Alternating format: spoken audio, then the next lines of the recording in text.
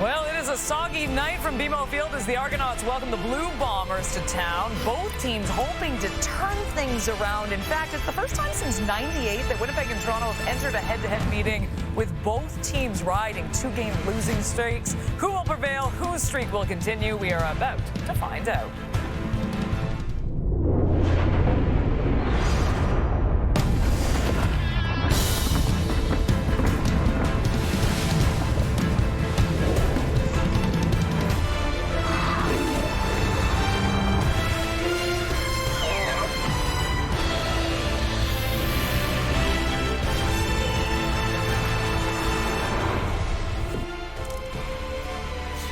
Well, some uncharted territory for one Zach Collaros. Winnipeg has lost 2 straight games by 20-plus points for the first time in over a decade, but the veteran QB hoping tonight is the night to get his Bombers back on track. Meanwhile, Ryan Dinwiddie saying, we're just kind of day-to-day when it comes to Chad Kelly. It's once again Nick Arbuckle under center for the Double Blue.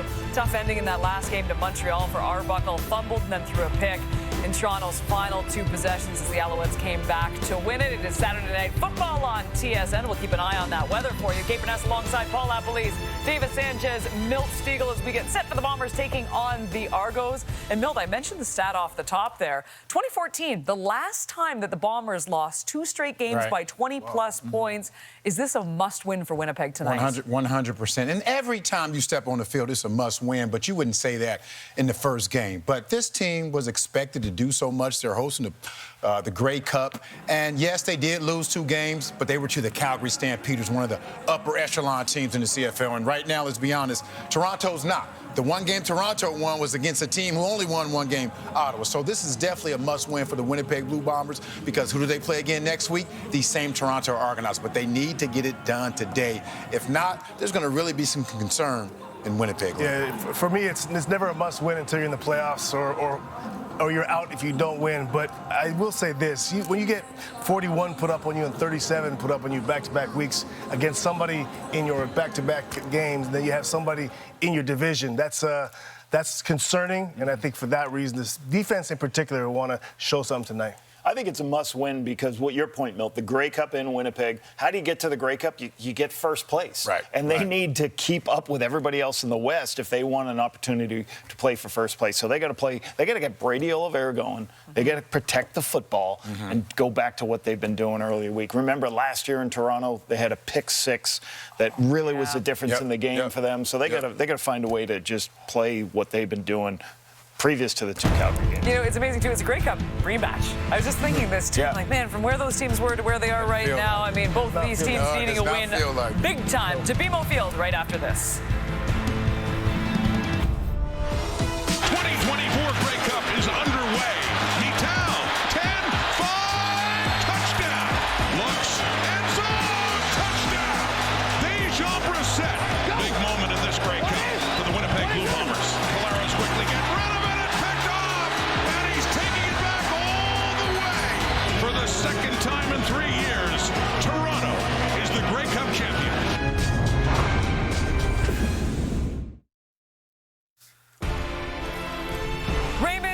Of Edmonton, Alberta. This is your chance to win big. Thanks to Save on Foods' $1 million touchdown to win. If a kickoff is returned for a touchdown, you could win groceries for a year. If 2 kickoffs are returned for touchdowns, you could also win $1 million. Good luck, Raymond. Let's get you to BMO. It's Marshall Ferguson and Dwayne Ford.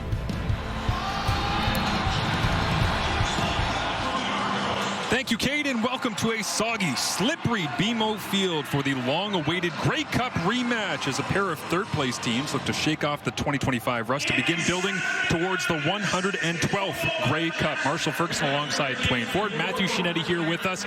Unfortunately for Matthew, down in the rain throughout the evening as we have a great matchup at quarterback. It's the Grey Cup MVP, of course, Nick Arbuckle, and Zach Collaros, who wishes so much, Dwayne, that he would have been able to finish that game without the laceration in his hand last year.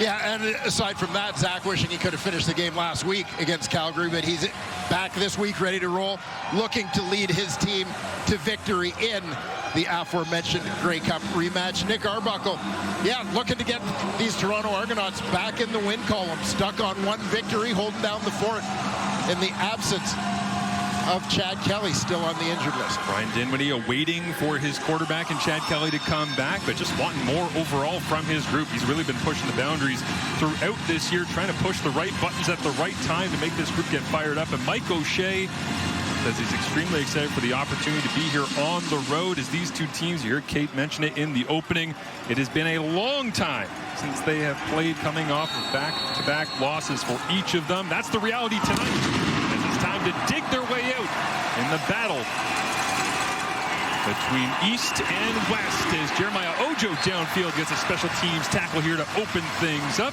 And Zach Collaros hits the field, highly motivated. Asked him how he was staying young this week, and he just said, well, Stanley Bryant. Well, Stanley Bryant's not in the lineup tonight, so Zach's got to be young regardless. Yeah, and the thing about Zach, one of the things we talked with him about is just keeping that even keel and recognizing it's not about not having a sense of urgency, because the Bombers understand that, but they just have so many players who have sort of been there before, been through all the ups and downs, and recognize that ultimately it's where you finish, not necessarily how you start, that matters here in the Canadian Football League. So not pressing the panic button at this point. We'll begin with an inside handoff here. Brady Oliveira, the reigning MOP, bombs his way right through the middle of this offense, and he's surrounded by a great group offensively. Yeah, as mentioned on the offensive line, Stanley Bryant out of the lineup. Mike Vanterpool makes the start in his place at left tackle. And Dalton Schoen, another big name that continues to be on the injured list for the Bombers. Cody Case looking to provide some speed in that receiving core in his absence. 2 catches, but one of them went for a touchdown for Cody Case, as they'll have a flag come up here, handed off to Brady Oliveira, who had a first down on first down, the first touch of the ball game. And you expect, with the conditions here tonight, that number 20 will get plenty of love from Jason Hogan, the offensive coordinator, but we'll sort out the flag here for the first time this evening. Offside, Winnipeg number 10. That penalty be declined. Second down. Convalesci, our referee this evening, makes the call. You'll see Nick Dembski coming out of the slot, bottom of your screen. Just a little bit ahead of that snap. 25 degrees, feels like 31. A little bit of drizzle here coming down about an hour before kickoff. And the gusts up to about 20 kilometers an hour. The flags will be flying at various points throughout the night.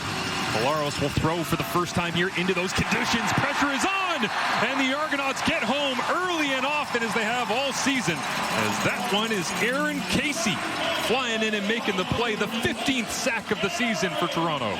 Yeah, and this is one that's going to frustrate a little bit from a Winnipeg point of view, as you're getting 5 rushers against a max protection scheme. There's Aaron Casey, the linebacker, mugged up in the line of scrimmage. 3 linemen, 2 linebackers on the rush.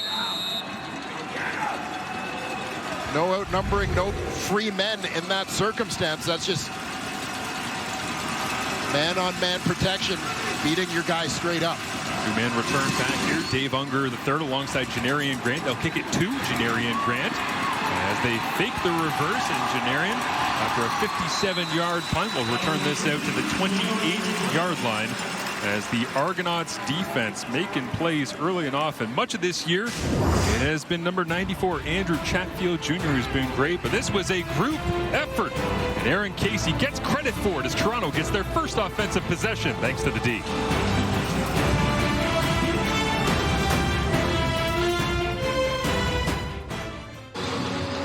Quarterback Chad Kelly still week to week at this point. So Nick Arbuckle, the starting quarterback again for the Toronto Argonauts, and the only quarterback to attempt to pass so far this season for the Double Blue, Dwayne. Yeah, the Argos once again young at the quarterback position with Kelly out of the lineup. Arbuckle, obviously the veteran. Cameron Dukes, who started the first part of last year, released at the end of camp. Oh, they'll throw it backwards here. The lefty, Janarian Grant, on the double pass. He hung it up, and it falls into the waiting arms of DeMonte Coxey.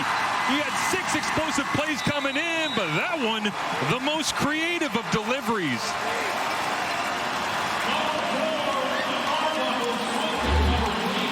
A little creativity out of the gate, Janarian Grant. We don't typically see a lot of him in the Toronto Argonaut offense.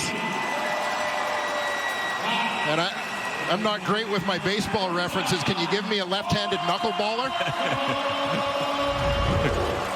Well, it's Janarian Grant who coming into this game. 1 target, no catches, no carries. That one's not going to count for much of anything because it was a throw down the field despite the fact that he caught it and let it go. So Nick Arbuckle, a bit of a smirk on that one as Toronto sends a message on the opening play as Deontay McMahon takes the carry inside. It looks like he's slow to get up. But yeah, Demonte Coxie's been an explosive player down the field, but Toronto really sending the message here on the first play that they're not messing around. They're going to get after it here tonight. Yeah, well, this is it. You've got to generate ways to make big plays. It's been so talked about so much in recent years as Coxie makes a nice adjustment to make the grab on that one. Just through the hands of Evan Holm. But so much talk about the understanding now in the Canadian Football League as we get into analytics about the correlation between the number of explosive plays and success and winning football games. And it's become one of those checklist items, I guess, for most coaches in terms of the battle you need to win. We need to create more explosive plays than we give up. And you look for different ways to create them. And for the Toronto Argonauts, sometimes that requires a little bit more imagination than it might if Chad Kelly were in the lineup, quite frankly. Deontay McMahon still down on the field here. And he looked at, as you see, his first touch of the ball game.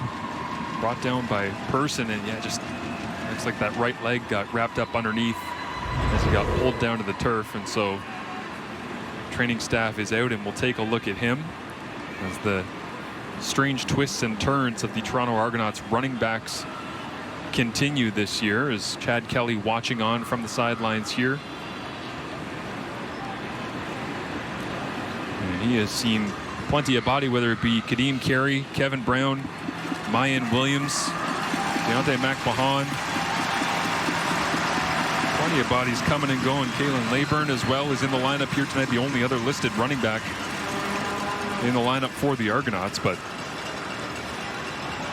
one of the great oddities, Dwayne, of this group is Leyburn's got 3 carries, 5 yards, and a touchdown. McMahon has 13 carries, 48 yards, and a touchdown. Mayan Williams leads Toronto with 21 carries. He's on the injured list, no touchdowns. Right?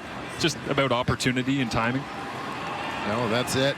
It's been, as you said, obviously an interesting year for the Toronto Argonauts in terms of that backfield. But Kadeem Carey released out of camp after his great year last year. Of course, our best wishes to Kadeem after he suffered that knee injury last week. Kalen Leyburn checks into the game. Ottawa last season, free agent signing here in 2025. Nice hard count from Arbuckle, and Willie J, who's given Arbuckle all kinds of trouble in the 111th Grey Cup. Looks like he might have taken a jump.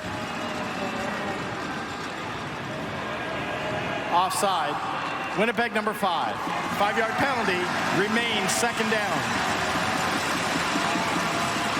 Willie talked to us this week about working on that get off in the offseason, wanting to have that quick first step in terms of his pass rush. I don't think that's quite what he had in mind. An intriguing conversation with Willie, kind of the hidden analytical mind behind one of the all-time greats, pass rushing off the edge. But he stands on the sideline here as Arbuckle pumps and now looks to throw over the top, in the air, on the money. Demonte Coxie, touchdown Argos.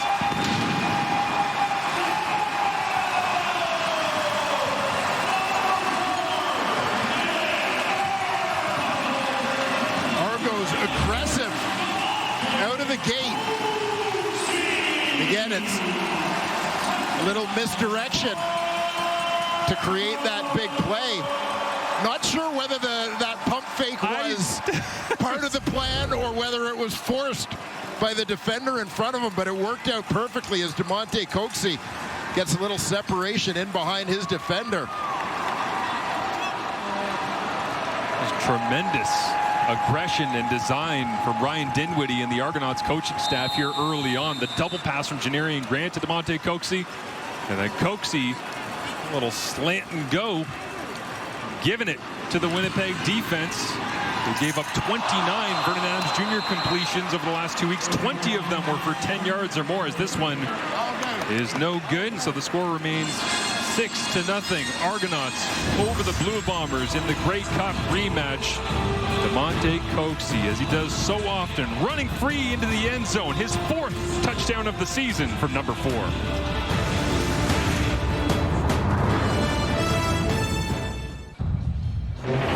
And you'll see the man of the moment, Damonte Coxie, at the top of your screen. He's going to break in first, and that's where you'll see the pump fake happen. Arbuckle sells it. Defender Terrell Bonds bites.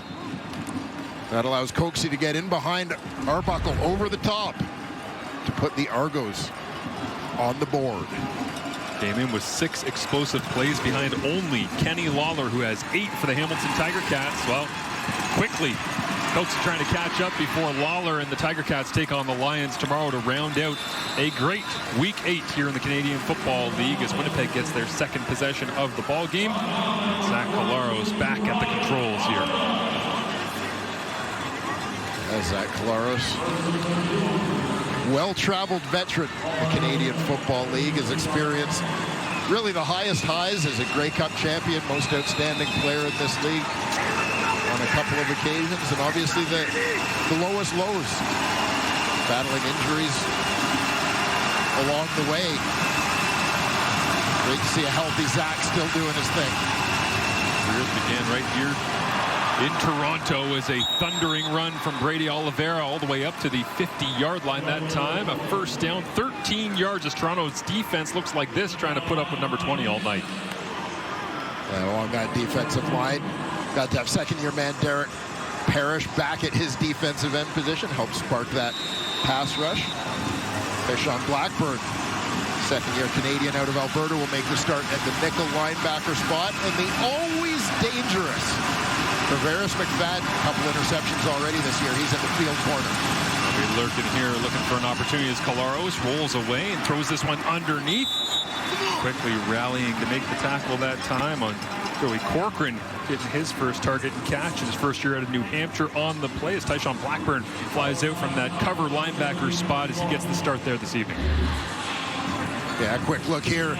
We've seen a couple of good runs from Brady Oliveira out of the gate. That's the bread and butter, the catalyst in this Bombers offense. That sets up the short pass to Joey Corcoran. Montrealer did a little bit of prep school time in New England before, as you said, heading on to New Hampshire. Go back to Oliveira this time. Looks like he lost his footing right in the hole. So on 2nd down and 4, now there's Parrish getting into it at the end of the play.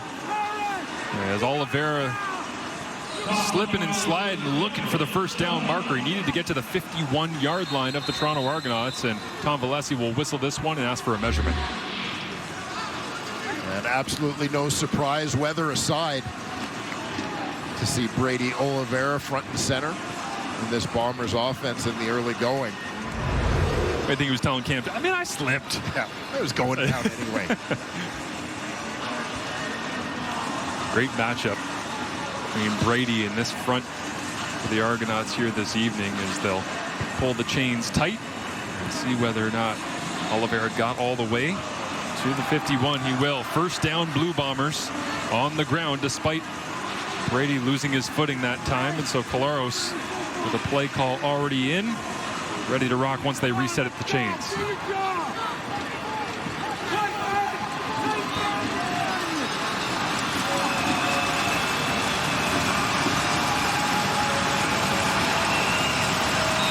Unsurprising that Mike O'Shea seems extremely unbothered by the rain.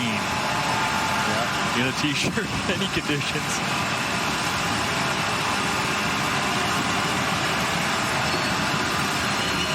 Crowd brings the noise here as Oliveira gets yet another touch. Rolls his way forward that time for a gain of 6, maybe 7 on the play.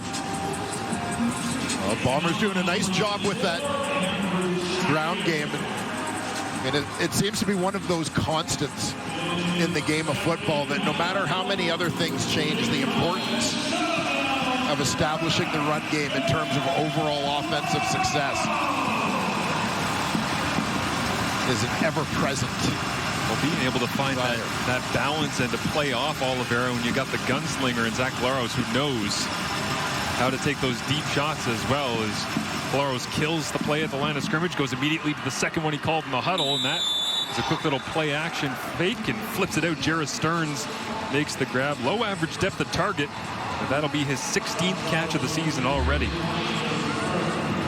Yeah, Winnipeg, a team that doesn't really make a habit in terms of the way they construct their team of signing a lot of veteran CFL free agents from other teams, but Jarrett Stearns coming over from Saskatchewan in the offseason, adding some depth to that receiving corps. Collaros really hasn't opened it up as of yet in this first quarter. Goes back to the ground attack, pushing the pile up front, running right into Tyshawn Blackburn, and who else? Wynton McManus, out for a couple of games early in this season, but driving the legs and trying to turn around Oliveira. Mutual respect between those two all CFLers. Yeah, they've met once or twice over the course of their careers. Wynton McManus so important to this Toronto Argonaut defense. You think about all the losses that they suffered in free agency on the defensive side of the ball, but this is sort of the centerpiece. This is a guy they targeted as one that they needed to keep here in double blue. Great for them to have him back in the lineup with what he brings on and off the field. Well, empty out Oliveira this time into the flats. Collaros looks over the top corner out. Wheatfall dropping it into the bucket, but Wheatfall couldn't hang on. And it appeared just couldn't survive that landing. Got in behind coverage. Laid out perfectly. You see him in between the two defenders here. Well thrown ball, gets the arms underneath it, but just there is no way of cushioning that landing. How about the ball placement by Collaros, though? Perfect spot, dropping it in just over the outstretched arms of Benji Franklin, who bailed back to make that a difficult throw as Sergio Castillo almost lost his footing on the kick that time, but knocks that one up and through. He's 13 of 14 on the season now. As it could have been 7, they'll settle for 3 at this point as DeMonte Coxey on the receiving end from Nick Arbuckle, the early touchdown, and the Argonauts with possession when we return to Toronto.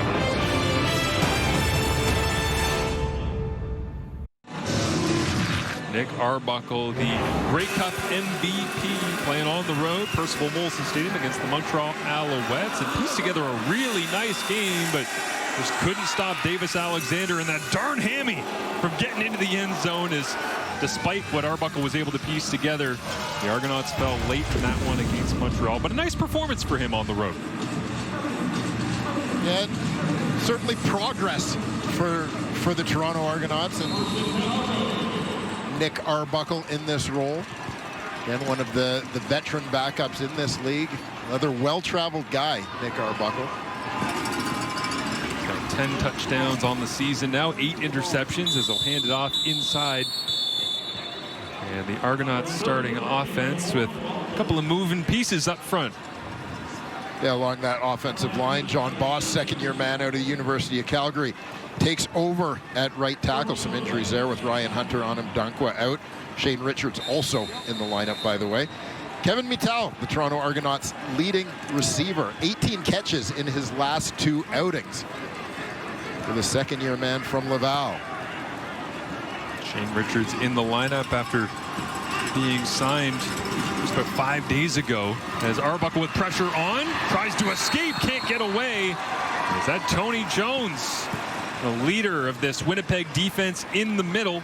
34 total plays defensively. That's more than 15 better than second place on the Blue Bombers defense. Tony Jones from his middle linebacker position. Number of starts for him last year. Working kind of a 2-man game on that left side with the defensive end, but finds himself coming free. Rain's starting to come down a little bit harder now. Return after a 30-yard ball out of bounds, and the Argonauts, the last to touch it, is about to say Brandon Calvert down the field after a 50-yard punt at the 30-yard line. And Toronto flips field position with the fumble on the return. Trey Vavel just couldn't hang on. Neither could Calvert, but it's double blue ball. The weather certainly causing havoc here as Vavel trying to cut outside Derek Sluka. As Vavel tried to switch arms with the football, knocking it loose. Brandon Calvert jumps on top. And let's throw it down to Matthew Shea to find out how the conditions are affecting this Week 8 matchup. Breaking news, Marshall. It's raining. And yet again, I'm in the rain. And also when you consider BMO Field, I'm talking to you about the surface. The grass is long. There are a lot of divots in it. 7 stud shoes are on the menu today. And that's not only for the players on offense and defense, but Liram Haurelau has it on his planting foot. Not sure it helped him in that point after attempt. Sergio Castillo, though, is not changing his shoes. And something else to consider about this grass. This is one of the final events at BMO Field for this grass before it is torn up and a new surface is put in place as BMO Field continues its preparation for the 2026 World Cup, Marshall. Thank you, Matthew. Yeah, I get a sense Danny Webb and Brad Foddy for the equipment managers might be a little busy as we go throughout the evening here. It's almost like tire degradation. You can sense the field starting to get torn up more and more difficult. Time to get the wheels turning as Kayla Leyburn might have got free that time, but once again, Tony Jones just flies out and makes the play. The leader of this Winnipeg defense, there he is. As the Argos try to get the corner on that one. Keep an eye today on James Vaughters, former Calgary Stampeder, coming over to be a bookend opposite Willie Jefferson. Still looking for his first sack of the season. Reddick Cramdy, proven himself as one of the top nickel linebackers in the Canadian Football League. We'll keep an eye on Terrell Bonds at the boundary corner in that matchup with DeMonte Coxey. A couple good ones going head-to-head over there. Hard to believe Kyrie Wilson as well. 8th year, all in Winnipeg, starting at that weak side linebacker spot. Is on second down. Arbuckle is going to fade this one up high for Coxey. One-on-one. Terrell Bonds on cue. Holds his own. Still looking for his first interception of the season. Got beat on that slant and go on the Coxey touchdown, Dwayne, but did a good job of squeezing the sideline that time. Yeah, and Arbuckle looking for a big play to Coxey all the way on the outside. On this one, there's the matchup with those two. You can see Bonds, eyes in the backfield, peripherally seeing where his receiver is, perfectly positioned to make a play on that. No wonder they're going after that Coxey matchup. 6'3", 207 against Bonds, who's 5'8", 185. About 20 pounds and 5 inches difference, not to mention the length, as the field goal is up and good for Liram Haurelau. Now 13 of 15 on the season here, despite missing the extra point, and the defense for the Winnipeg Blue Bombers able to hold it to 3. So Zach Collaros retakes the field here, down 9-3 in the Grey Cup rematch.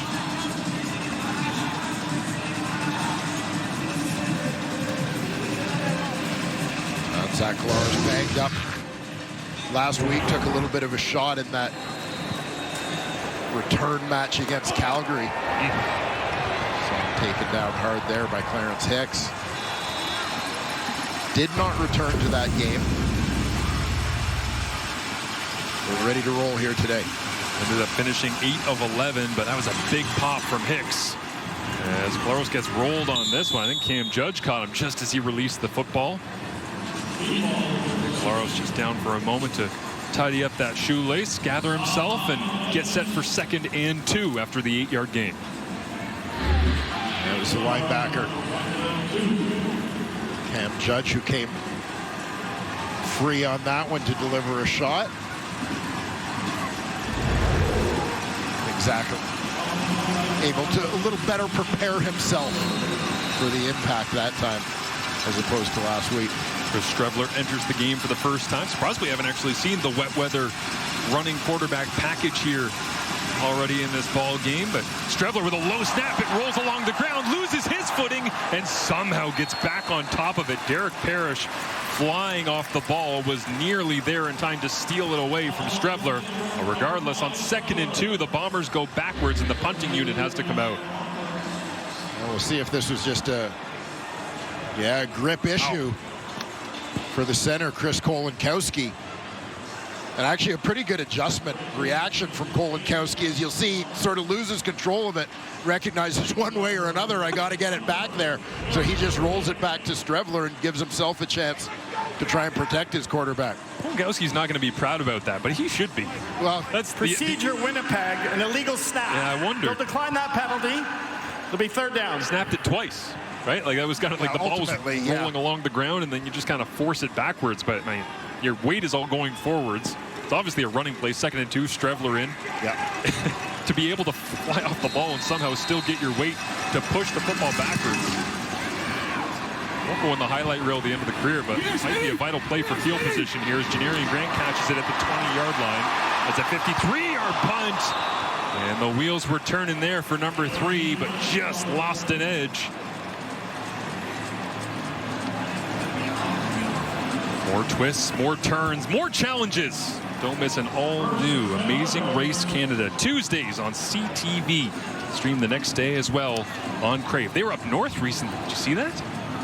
I did not see that. I was thinking you and I could do the Amazing Race. I would love that. I'll do the driving. Yep. You know, because, you know, spotty record. Yeah. For you, Marsh. Yeah, of course. What can I take care of? I'm trying to think of what my strength is in the Amazing Race. Yeah, I mean, if there's any gross stuff, I'm not eating it. I believe that's a different ship. Oh, ball's out as it pops onto the ground here, picked up by Winnipeg, and James Voders rumble into the end zone. It's wet, it's sloppy, it's slippery, and it's a Bombers touchdown. Well, James Voders may still be looking for his first sack as a Winnipeg Blue Bomber, but he's got his first touchdown. Big play for the Bombers D. Tough grip on that football, gets knocked away from Leyburn. And Voders scoops it up cleanly and is off to the races.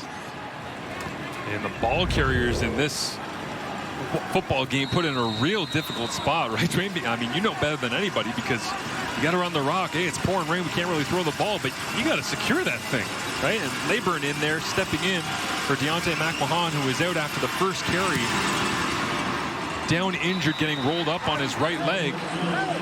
So not expecting a ton of touches tonight as Leyburn, but all of a sudden gives up the fumble that turns into a touchdown for James Voders. Yeah, now seeing each of these two teams lose a fumble and give up points off of those respective turnovers. And no question, ball security has got to become a point of added emphasis. Damage limitation is Demonte Coxie smart to actually go hack it away, hoping to punch that out for Voders as well. Kevin Mittal couldn't get there in time to make a play on it. So Leyburn wearing that one a little bit on the sidelines, tries to rebound as quick as he can. As Toronto about to get possession back, but the 9th year, the big man James Voders making a big play in this one. We saw a wet weather game earlier this season in Calgary, and this one's starting to get that feel of what can you do to gain yards, protect the football, limit the mistakes. That one got away from the Stampeders earlier on this year before a tremendous run of victories, including back-to-back against these Winnipeg Blue Bombers the last couple of weeks. Castillo puts it on the tee, drives this one deep. It's Leyburn back alongside Grant, and it'll be Janarian who gets the touch, trying to dance, but again, you can see because of the field conditions and the rain, not really able to get up to top speed the way we've seen him earlier this season. Yeah, you look at the turn of events and think about Janarian Grant on the last punt return, where it looked like dry field conditions, maybe different surface. He's able to turn that corner. And, I mean, whether he breaks it to score or at the very least flips the field a little bit, that you may not have been looking at a scoring opportunity even if the turnover happened for the Winnipeg Blue Bombers. But those two back-to-back sort of plays for the Toronto Argonauts with the conditions being a factor. Result, the Bombers taking the lead. 3 receivers to the right of Arbuckle. His pressure is on, and he has to shut it down and take a seat. Well, right after getting a touchdown, how about you follow it up with your first sack of the season? Yeah, that's a couple of pretty good plays back-to-back for James Voders. For 93 from his defensive end spot. And he slides down inside to rush against the guard and just caught Anthony Vandal flat-footed. There, a little bit of a mismatch in terms of quickness as you take that edge rusher, put him on an inside guy, typically used to blocking bigger bodies.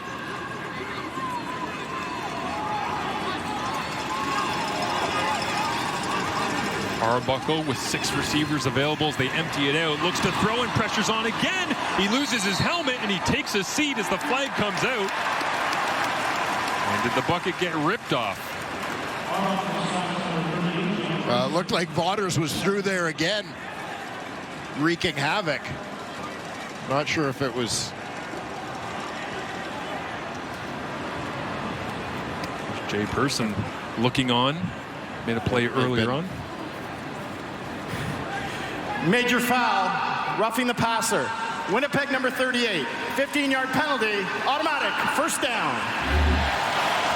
Well, keep an eye on Person, top right corner of your screen. Coming on the rush.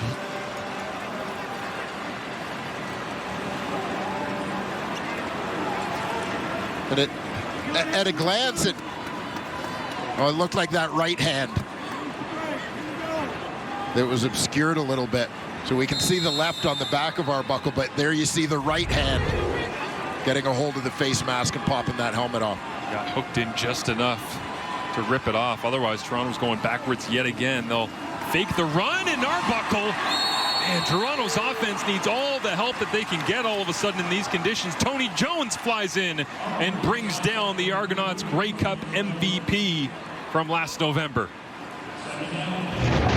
Well, the Toronto Argonauts, the last time they were 1-6 was 2019. A 41-24 Grey Cup victory last November's showdown against these Winnipeg Blue Bombers. A fantastic explosive start, but plenty of work to do. They trail by 1 at the end of quarter 1. The Toronto Argonauts got after it early on with their play calling. A double pass, Janarian Grant to DeMonte Coxie, then a slant and go into the end zone. They had a field goal, feeling good.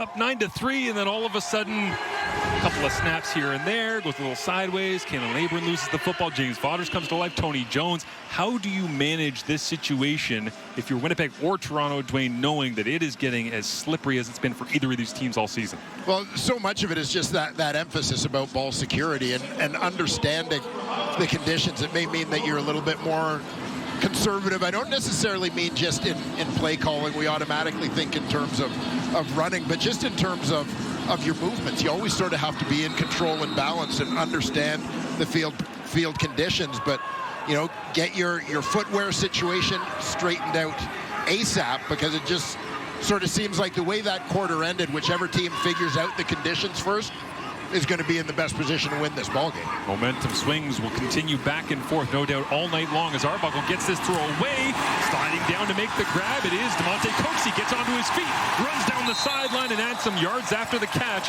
And on second down and very long, the Argonauts are able to earn that one the hard way, thanks to Coxie, who's really been the basis of this whole offense so far. Yeah, and they really did have to work for this one. Coxie does a nice job getting down to the turf to go get that ball. And watch how quickly he gets himself up to make the defender, Marquise Bridges, miss that first tackle. Hard to believe, but DeMonte Coxie did not have a 100-yard receiving game coming into this one. His maximum in a game was 6 catches, 99 yards. Well, he's got 101 yards already here on the evening of Week 8 as Kalen Laburn runs into a brick wall. Retta Crandy right there alongside, once again, James Vauders. Tony Jones was in there as well, but Crandy from the University of Montreal and that cover linebacker spot leads to a loss of 2 yards on first down. And it almost appeared as we talked about protecting the football, being conservative in terms of your movements and so on.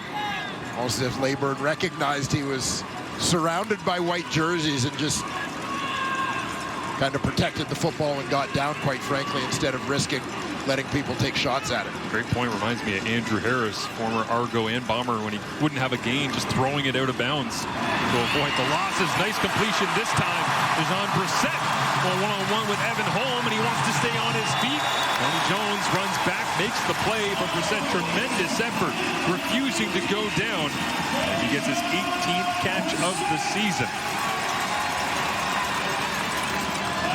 Brissett with the big catch. But keep an eye as this play unfolds for Kevin Mittal, who's out in the flat. He's right around center field. He's coming up looking for a block, and he finds one in a big way. He's clearing out the defender. I think that looked like Bridges. It's the longest catch of the season for Deshaun Brissett. Previously 24 yards. That one goes for 30 as Arbuckle stumbles out of the pocket. Rips this one sidearm. Dave Unger III on the receiving end. Extremely close to the first down marker on 1st and 10. That'll be inside the 20, and the Argonauts have officially entered the score zone where they have been proficient this season.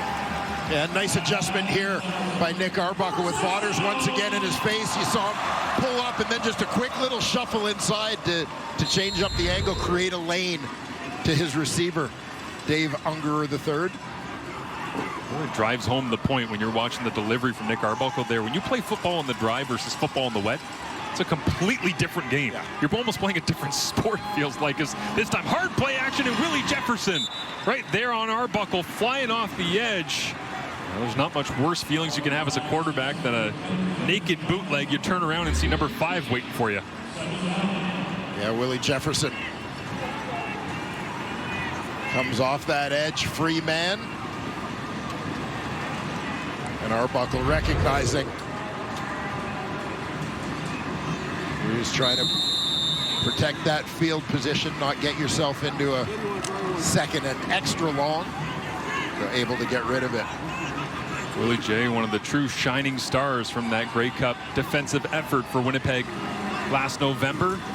Here in the rematch, making plays again as Arbuckle looks into the end zone. Open touchdown, Argonauts. Tavares Daniels has his second of the season, and Arbuckle's got 2 at the start of Q2.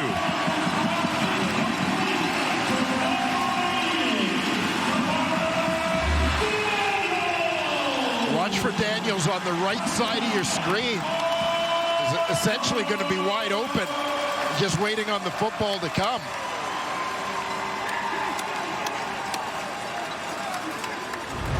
A little bit of miscommunication on the back end for the Bombers on that one.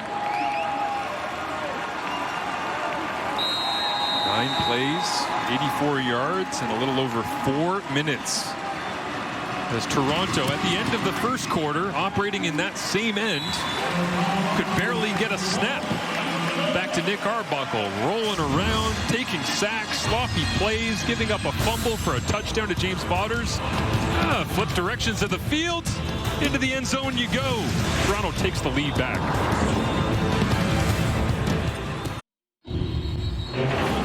Well, for the Argos, 3 defenders into that side of the field. Tavares Daniels is the inside man. There are 3 defenders out there, but they're playing zone. And so you're going to see the halfback, Dietrich Nichols, kind of get hung up trying to figure out what those first 2 receivers are doing. As a result, he's a little late falling back inside to get to Tavares Daniels on the deeper route. I mean, it was all very casual, it appeared, from a Toronto Argonaut point of view. Daniels kind of recognized they were giving him that space. Almost in slow motion, but just smooth, right time, right place. As big return here, flagged down as well. On the return as Vavel makes his way out towards the 40-yard line is Tavares Daniels continuously making big plays up to 42 career touchdowns. Winnipeg number 47, 10-yard penalty, first down. Bombers backed up a little bit here, but you see some of the great active players in the Canadian Football League. Gino Lewis making the move to Ottawa there, leads with 43. Nick Dembski hot on the heels, and he's been on a heater so far this season, 5 touchdowns already. So expect to see him in the end zone at some point this evening trying to catch up to Tavares. It's pretty cool to see Nick Dembski at this stage of his career. A 2015 draftee of the Saskatchewan Roughriders, found his way back home to Winnipeg, but on many lists near the top, among the top receivers in the Canadian Football League. Obviously, he's right up there in terms of the consecutive games with a reception streak as well, and there you saw the active touchdown leader. Not if, but when Dembski gets into the end zone at some point, as Kevin Sklercius this time slides his way down inside, is the man with the strongest hands in the 2024 CFL Combine hauls in the catch. Yes, I know that was a number from the testing. that really caught your attention? Particularly, it's one that you expect the offensive linemen to have the top numbers, offensive line, defensive line, but Clercius crushing the football as he brings it in.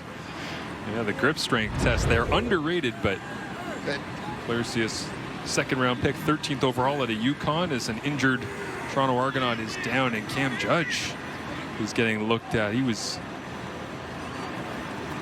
like in behind the play that time, as he's obviously in some discomfort.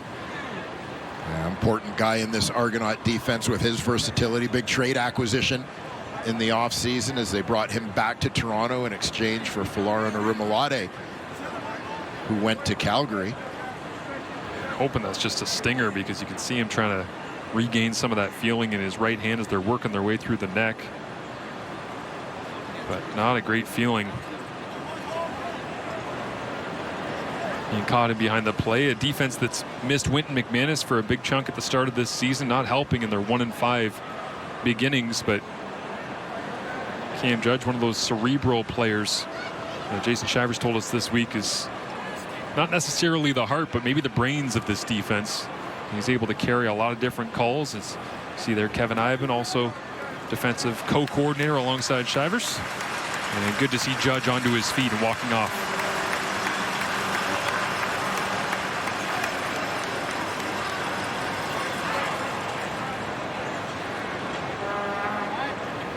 Judge, a former #2 overall pick. The CFL draft back in 2017. Another guy who started his career wearing green.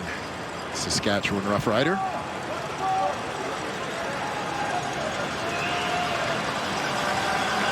So Zach Collaros locks in here with a fresh set of downs after Kevin Clercius moves the chains.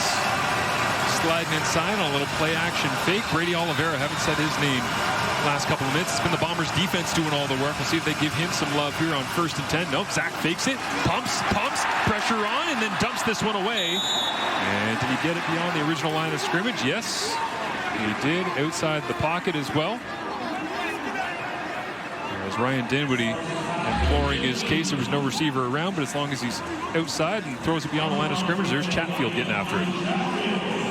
Chatfield among the CFL leaders. Pressures and sacks in the early part of this season. Picked up from Ottawa in the offseason. What will Shivers and Ivan do here on 2nd and long? They send a little bit of twist and pressure. Collaros dances his way out of it. Backhand shovels it forward, and it'll be incomplete. Just trying to dump that one down underneath, and Wynton McManus not able to sell it, as Brady Oliveira was the intended target. Plenty of throwing the football here as the rain has stopped for the moment, trying to take advantage of it in this little lull. Both teams have had their stretches in this game of kind of dialing up the heat on the opposing quarterback, creating a little bit of mayhem. Opportunity here for the Argos to start this drive with a short field with the Bombers backed up. Marion Grant standing back with Dave Unger. And a lot of two-man returns. You don't want that ball sliding around and skipping.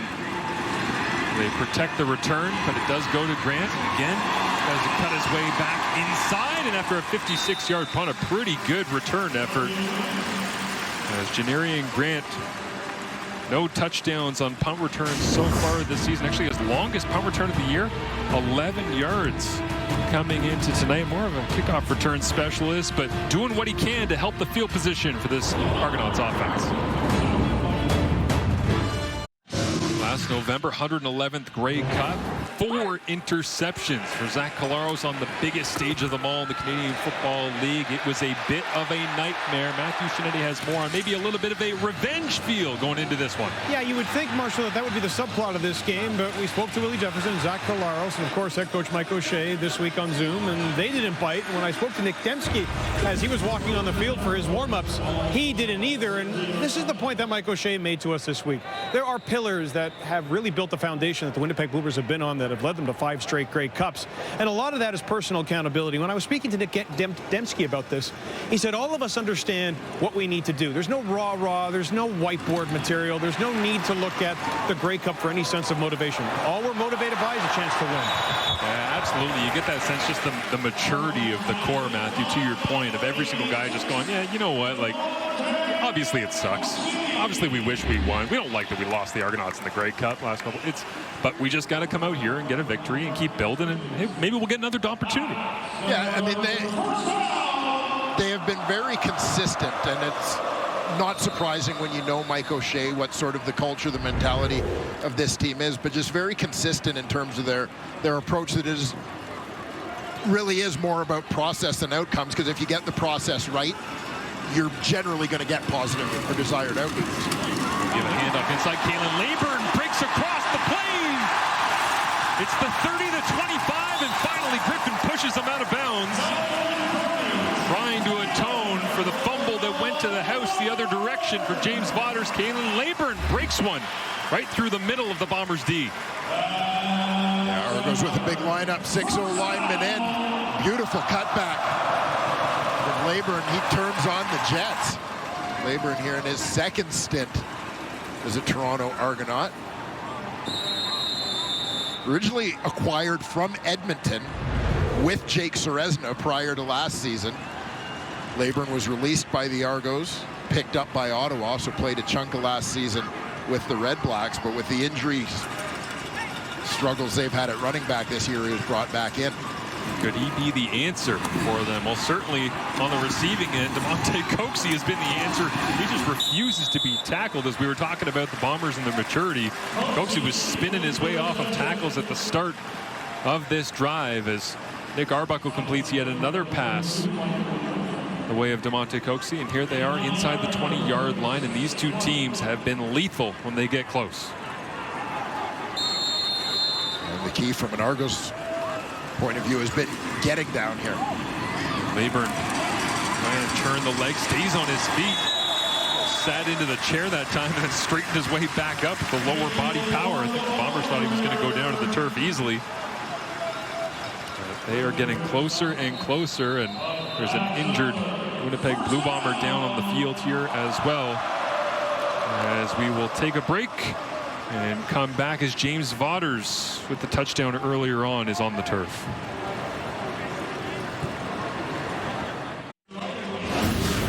Get ready for the Women's Euro Final. It's England going up against Spain. Tune in tomorrow at noon Eastern, 9 a.m. Pacific on TSN and CTV. Just really holding out hope Norway was going to make a push in the tournament. At one point they were up 3-1. Then Iceland stormed back, scored a 95th minute goal in extra time. That's pretty much it for Norway at that point in the tournament. Yeah. You've got those Norwegian roots. Yeah, the Duolingo streak has been good. Little jet pass here as Willie Jefferson gives chase. Oh, cutting it back. And there's a flag in behind the play. What a jump cut that time from Janarian Grant, trying to find creative ways to get number 3 into the mix. Well, already with a pass completion in this ball game. Shake of the head. I think Janarian understanding this one's coming back.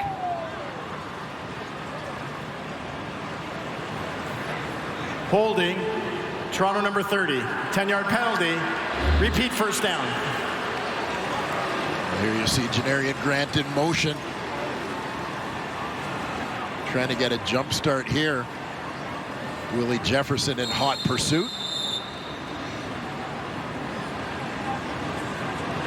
I know it's understated because we all understand the type of player Willie Jefferson is, but 11th year and a pass rusher, and he sees a jet sweep going the other direction. He chases it down from the backside. That is great stuff from Willie J. As now Arbuckle looks to the outside, perfectly timed, but the placement just a little bit off for Davaris Daniels up against Dietrich Nichols. And Daniels trying to fight his way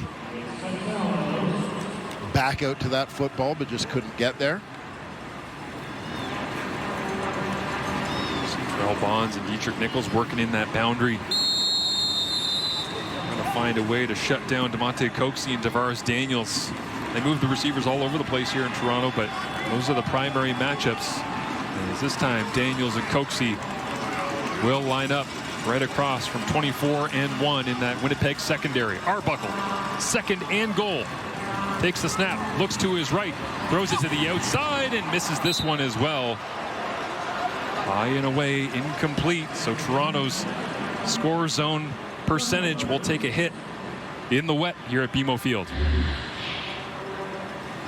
And you'll see this one just sails outside on Nick Arbuckle, looking to get Coxie coming back to the football, or Daniels rather, on the outside again. Very similar location to the first play.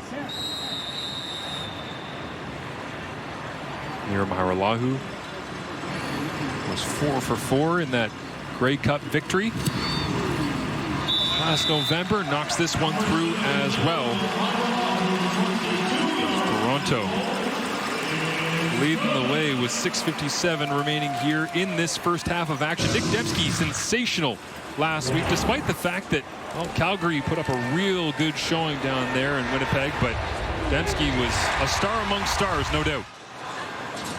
Yeah, just continuing what has been a fantastic career for Nick Dembski as a Blue Bomber. Versatile receiver who can hurt you in so many different ways. Gets involved carrying the ball in the run game. Coming into the formation as a blocker. Obviously one of the most explosive and consistent receivers in the Canadian Football League. See how he's really taken off the last couple of games here, despite the fact that Winnipeg has lost those 2 games against the Calgary Stampeders, back-to-back coming in. Most important personal number maybe is his catch streak, as this one's intercepted. Jarrett Stearns was the intended receiver, but they'll stack the pile up. And Cam Judge, who had to be helped off the field in pain, goes and gets the interception up against Zach Collaros, who just pitched his 7th of the 2025 campaign. Yeah, keep an eye on Cam Judge from his linebacker spot. Sits inside, but he has an idea where that ball's going and just cuts underneath.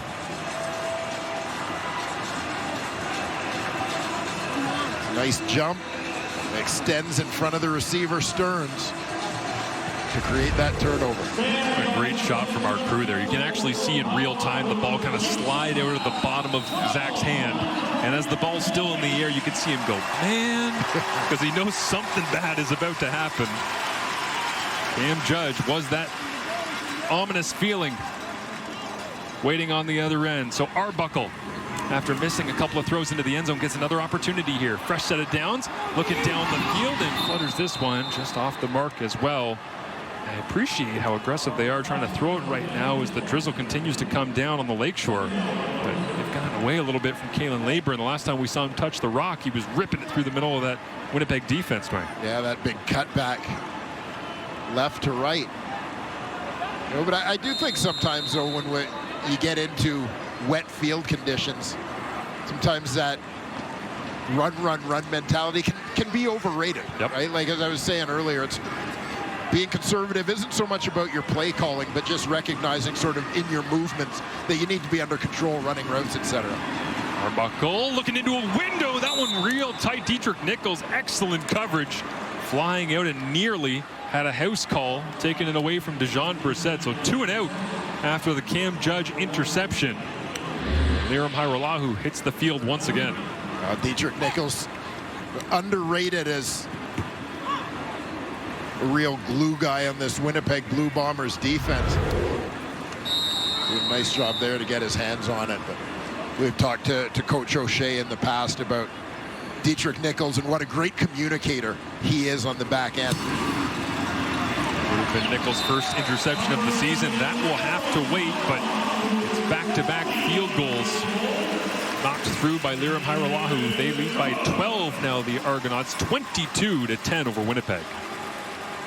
The only thing I'm picking up's a cold Bud Light. The party's getting started. I'm hitting my stride. Sorry, baby, I can't talk. You caught me at a good time. Ryan Dinwiddie probably wishing a couple of those field goals would have been Majors trying to extend the lead before they reach half here. The only touchdown so far for the Winnipeg Blue Bombers, James Potter's fumble recovery into the end zone. Had a field goal from Sergio Castillo. The offense not able to reach the end zone as of yet here in week number 8 as they're trying to avoid 3 straight losses after a couple of faltering efforts against the Calgary Stampeders. Collaros begins the drive with a handoff inside. And that jersey is going to be plenty more muddy by the end of this one. Maybe a little bit of a reset for the Winnipeg Blue Bombers when you think about the way that they started this game and feeding the rock to Brady Oliveira. It has been a long time since Winnipeg lost games by wide margins, nearly 4,000 days. That's what's on the line here tonight as they try to avoid it. Now Dembski hauls it in. Tyshawn Blackburn in coverage, but Dembski, the big explosive play. Collaros talked to us this week about how the percentages change. 60+% on a drive where you have an explosive, you go on to score. That's what they need here before the half. And Nick Dembski is going to break this one out towards the corner. As you mentioned, Blackburn in coverage. He gets caught on the inside. Nice placement on the football from Zach Collaros. Back to the ground game they go. Brady Oliveira stutters his feet. Gets tackled after a minimal gain. For Dembski, set a career high 146 receiving yards against Calgary. Obviously, that beat his previous high of 137 set in 2023. So he's in a groove right now, certainly on the same page as Zach Collaros. Yeah, well, and on the very next play, Nick Dembski getting involved, blocking the backside defensive end. As I mentioned, a guy who brings all sorts to the table for this Winnipeg offense. Well, some of the most versatile number 10 slot backs you'll see in the entire CFL on action here tonight between Kevin Mittal and Nick Dembski as they'll sprint. Oliveira out wide and a massive hit. Popped up in the air. Benji Franklin with a big assist from Wynton McManus. And Collaros has another interception against the Double Blue. Yeah, you see the route come across the middle here towards the bottom of your screen. And Stearns had it in his hands, but just didn't get a chance to bring it down into his body before that hit came from Wynton McManus. If you make the hit and it goes off your helmet, you should just get credit for the interception, no? Well, should get credit for something. Big play there from the man in the middle, Wynton McManus. Makes sense in a place that's going to host the World Cup to have a perfect header from Wynton McManus. Wonderful assist. And Benji Franklin. First pick of the year. Yep, beneficiary. So Arbuckle, after another Collaros second quarter interception. That's another possession, but significantly more backed up than the last one. It was a good job that time by the Winnipeg front to stop Kalen Leyburn, turn them around for a minimal gain. And it looks like a timeout has been taken. It's the 3-minute warning. 22-10. Toronto in control. Their defense, really the story at this point. Wynton McManus making the big play as Benji Franklin intercepts Zach Collaros. Coming up at the half, we got Winnipeg's miscues so far. Tavares Daniels, Monte Coxey with some big plays, and Milt Siegel will explain why he loved playing in the rain during his playing days. Right, Beagle? You can't stop the rain.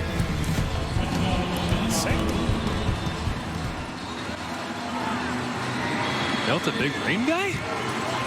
Stick around and find out at half. The secret life of Milton Stiegel. Nick Arbuckle, after the 3-minute warning hit there on 2nd and 10, pressure's on. He's going to go middle screen, right down the pipe.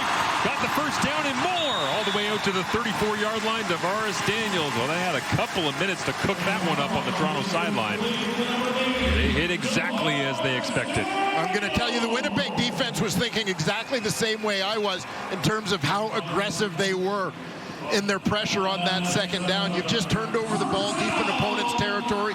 Late in the half, you want to get the ball back before they're able to get a couple of first downs and change the field position. Well, the Argos figured out what they were thinking too and executed that screen to perfection. You just know as soon as the 3-minute warning hit that Ryan Dinwiddie probably looked in the eyes of Nick Arbuckle and went, what do you think they're going to give us here? All kinds of heat. All right, what's our best call against heat? You go to the call sheet, you find that one, and all of a sudden, 23 yards later, it's 1st and 10. Digging their way out.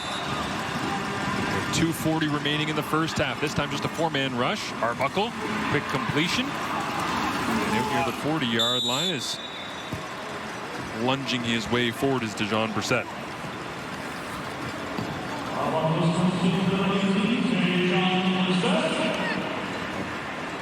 Brissett, former number 2 overall pick for these Toronto Argonauts. You see Jordan Younger, best known as a player for his time with the Toronto Argonauts. Terrific corner, number 26.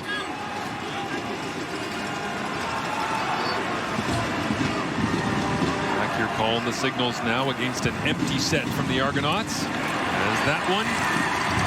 Kevin Mitchell doesn't even look like he's struggling to stay on his feet as people are wrapping him up. Laval versus Montreal, albeit slightly different eras there with Redder Cramdy trying to bring down Mittal, who just continues to roll his way forward. Another Argonauts first down.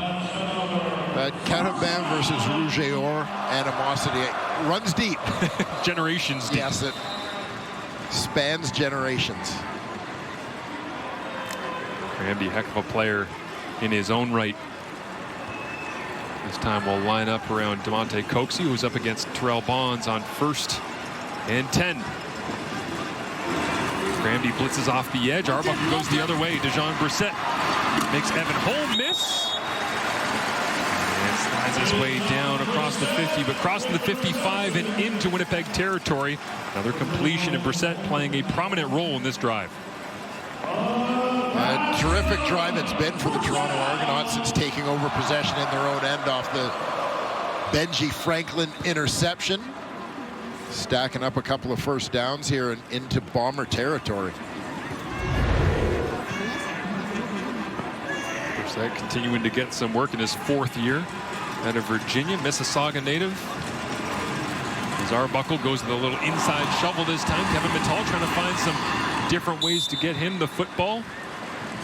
Incredibly high completion percentage to Kevin Mittal so far this season. Most of them designed near the line of scrimmage, at or behind the line of scrimmage, into the flats, but it's more about just trying to get it to him and see what he can create afterwards. Oh, this is it. One of the things that I think probably every team noted when they first saw Kevin Mittal at the Combine last year was the fact that he's built more like a running back than like your typical receiver, but obviously runs very well. Terrific receiver who's a Heck Crichton winner during his time in U Sports. 2nd down. Arbuckle complete pass. Evan Holm will try to rip it away from DeVaris Daniels, who refuses to go down until he's tossed to the turf at the end of the play by Vavel, who's in on defense. But DeVaris Daniels, the veteran, showing some fight in the rain. Arbuckle does a good job to handle that snap as it comes up a little low, recovers, gets the eyes up. Spotting the veteran, DeVaris Daniels. And quietly, Deontay McMahon made his way back into the huddle here as well. So McMahon on the field. Great to see him back after getting rolled up on at the beginning of this one. Hergy Mayala also on the field, number 1 for the Argonauts, as McMahon, the fake, and Kevin Mittal catches it again behind the line of scrimmage, pushed out of bounds. High efficiency, low risk. 33 seconds remain and a 12-point advantage for Toronto. A lot of the passes that we see targeting Kevin Mittal in this Toronto Argonaut offense are what you would consider that extension of the run game by virtue of the high percentage stuff, as you said, close to the line of scrimmage. Get the ball in his hands quickly. Let him go to work with it. Mittal taking a little breather in the huddle that time, bending down, catching his wind.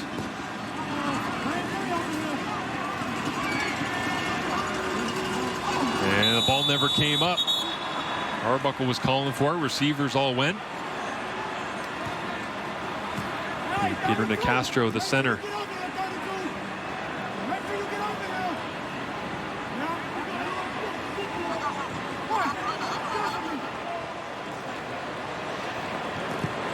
Offside, Toronto.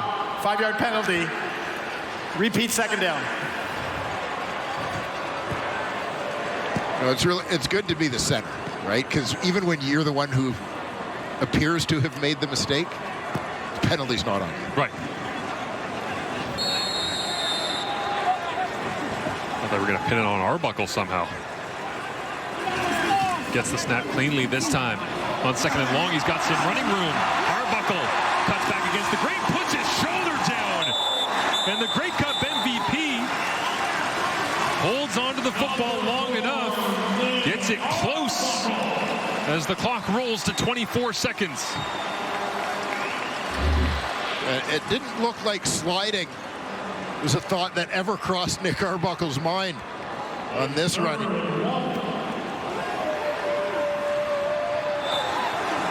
Ran right in, and Trey Vavel is the ageless one. Jake Thomas was giving chase on 3rd and short. They'll give it to Deontay McMahon. Slides his way underneath the Bombers' tackle attempt. We'll move the chains here with 17 seconds remaining. Whistle this one in as Arbuckle gets ready to call the play in as quickly as possible. Oh yeah, the clock management is going to be critical here for the Argos, as obviously they're trying to get to the end zone. Who do you go to if you're Arbuckle down here? Look at the way of Mayala. Steps forward in the pocket, breaks the pocket. Now he slides. Brett Cramby right there on the spot, but Arbuckle grinding his way down the field on this one. 7 seconds remain. And what do you do if you're Ryan Dinwiddie here? One more shot? Yeah, they've got enough time, I think, to take one quick shot at it. Arbuckle at the line. They whistle it in. Clock is rolling. Arbuckle throws a fade. DeMonte Coxie, and that one incomplete. Terrell Bonds fighting all the way. Toronto wondering why there wasn't defensive pass interference there in the end zone. Arbuckle. Yeah, and initially here, we'll take another look and see if there was actually any kind of clutching or grabbing, but my initial thought was that Bonds just held his position. Well, Ryan Dinwiddie just had a career-long completion with the challenge flag. He let her rip as soon as he saw the replay, not waiting Toronto for upstairs. Toronto is challenging that there was pass interference on the play. The replay center will review the play. He still got it. He got that elbow up. Oh, yeah. Former Grey Cup starter himself, Ryan Dinwiddie. Yeah, there you see the right arm briefly wrapped around Coxie on that one. You see look of surprise on Coxie's face. Terrell Bonds, you get the sense that he knows he's got his hands full with Coxie tonight, doing everything he possibly can.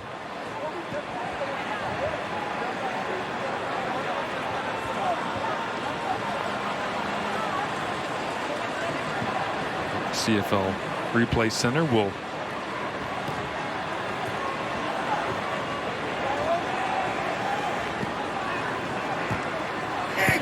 After review by the replay center, the ruling on the field stands. Toronto will be charged with timeout. A matter of Bonds holding his ground, and I mean, he basically shielded and walked DeMonte Coxie towards the sideline, got in the way, no doubt. Yeah. But was it materially affecting the ability to play the football, or was the ball just too far down in the end zone?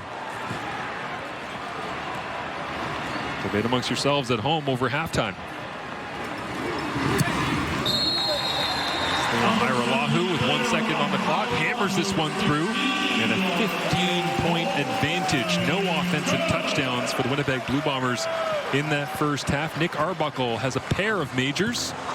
He's got one to Daniels, one to Coxie. Zach Collaros with a pair of interceptions. One of those coming off the helmet of Winton McManus, who started his evening right in the middle of the run game, getting after Brady Oliveira, but that sensational play will go down as an all-time quirky one for one of the best linebackers in the Canadian Football League. Benji Franklin again gets the stat, but McManus makes the play as Winton McManus is standing field side with Winton McManus. How much fun is it playing in the rain, Winton, especially when the ball does all kinds of funny things like bounce off your head for an interception? Games like these is what defensive players live for. Dirty games, there's going to be a lot of run game. The offense is having a hard time holding on to the ball. So, man, just come out, have fun, and, play every game like it's your last.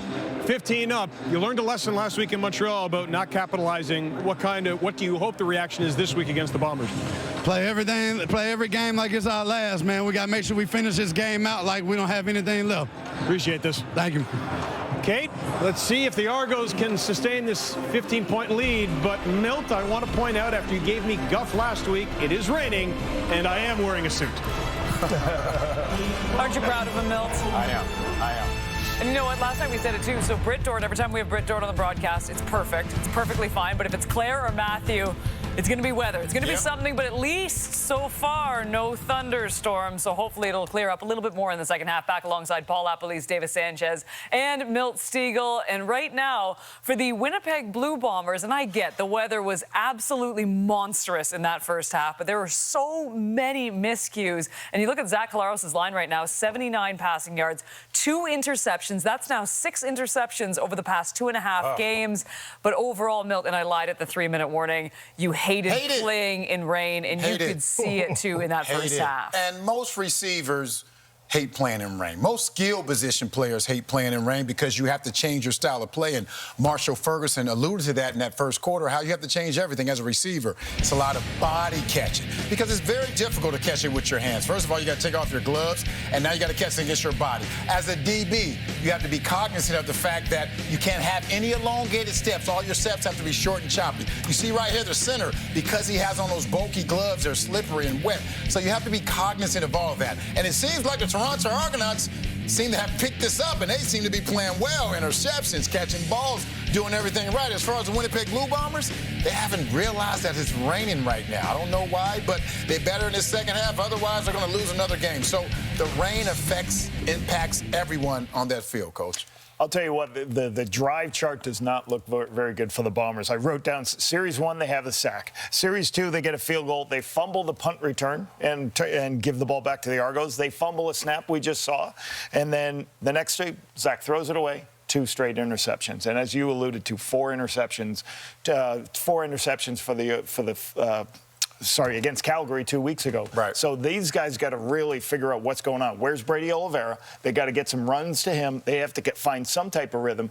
And the problem is they're playing from behind right now in the rain. So they got to find a way to just calm down, start making some plays. But they're terrible on first down. They've been terrible all game. They got to get some things going. They do, but meanwhile, on the flip side for the Toronto Argonauts, I mean, this looks great so far. And you said that receivers don't like playing in the rain, which I completely agree. But DeMonte Coxey, he might absolutely love it. He's got 127 yards. And you know what? Full props to Nick Arbuckle, too. Not only was he slinging the ball, he was also running. He was putting his body on the line. He looked really solid. Yeah, you know what? Say this about Nick Arbuckle, too, because I think a lot of us, have looked at some of his stats this year, and some of it has come in the second half of games where it didn't really matter. But full credit, he's played pretty good football. Also, I want to mention it, Apple. You talked about the Winnipeg and their struggles. Also, think about their passing game. Without that 46-yarder to Dembski, Zach has 33 total yards passing.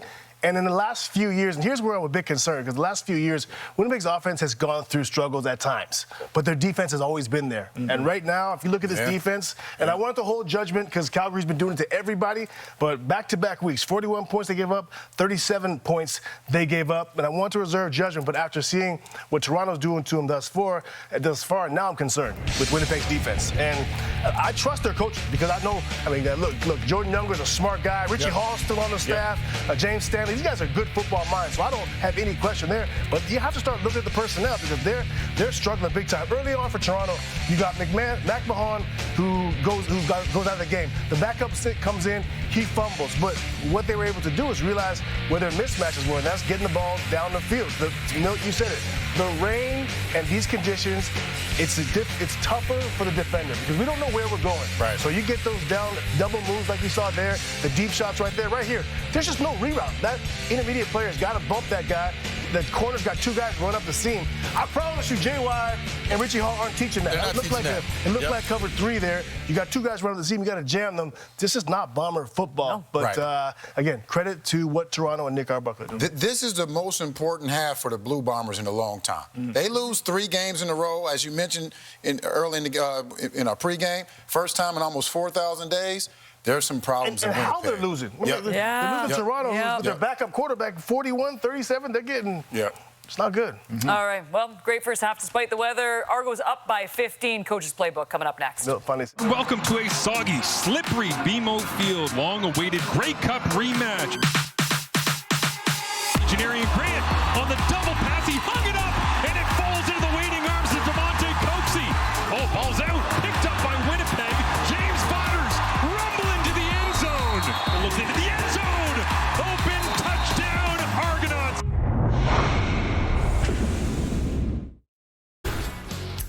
Well, this is great news. This is from our Farhan Malji. Early indications on the health of Brendan Adams Jr. are positive, barring any setbacks as the week progresses. The hope is he will be able to play Thursday in Ottawa. But first, we have the wrap-up this week, and that concludes in beautiful British Columbia. The Hamilton Tiger Cats visiting the BC Lions. You can see it Sunday, 7 Eastern, 4 Pacific, and it means we get to see one Bo Levi Mitchell and Kenny Lawler. With more on the dynamic duo, it's Coach's Playbook. Kenny Lawler's got 8 touchdowns in 6 games. Hamilton Tiger Cats do a lot of good things trying to get him in one-on-one situations. If I was the BC Lions, I would not put him in a one-on-one situation all game. Take a look. 8 players in the box to block 7 defenders. What do? You double Kenny Lawler. You say, I don't care if you're going to run the football. You can get the yardage need. We're going to try our best to make the tackle.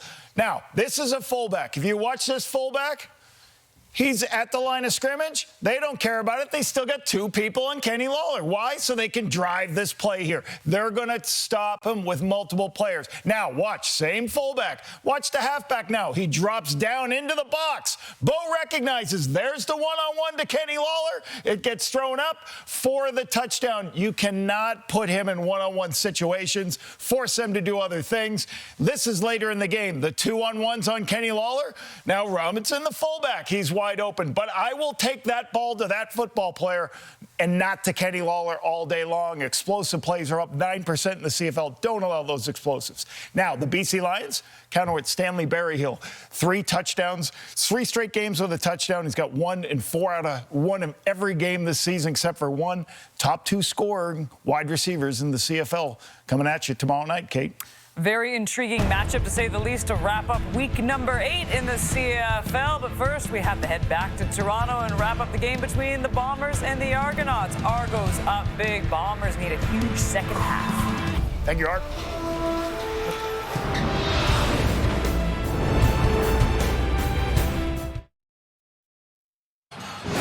The Toronto Argonauts in control of this one at home. Just 1-5 on the season, but 15 first downs, and the Winnipeg offense has been sputtering. The defense, they're making a bunch of plays right now and trying to hold their own. Willie Jefferson is field side alongside Matthew Shinetti. Well, Willie, it's wet and nasty out here. Does it have to be patience in a situation like this when you're down, coming out at half with obviously the field conditions? Man, we just got to go out there and do us, right? You know, we've been having to deal with it for the whole first half. We know how it is.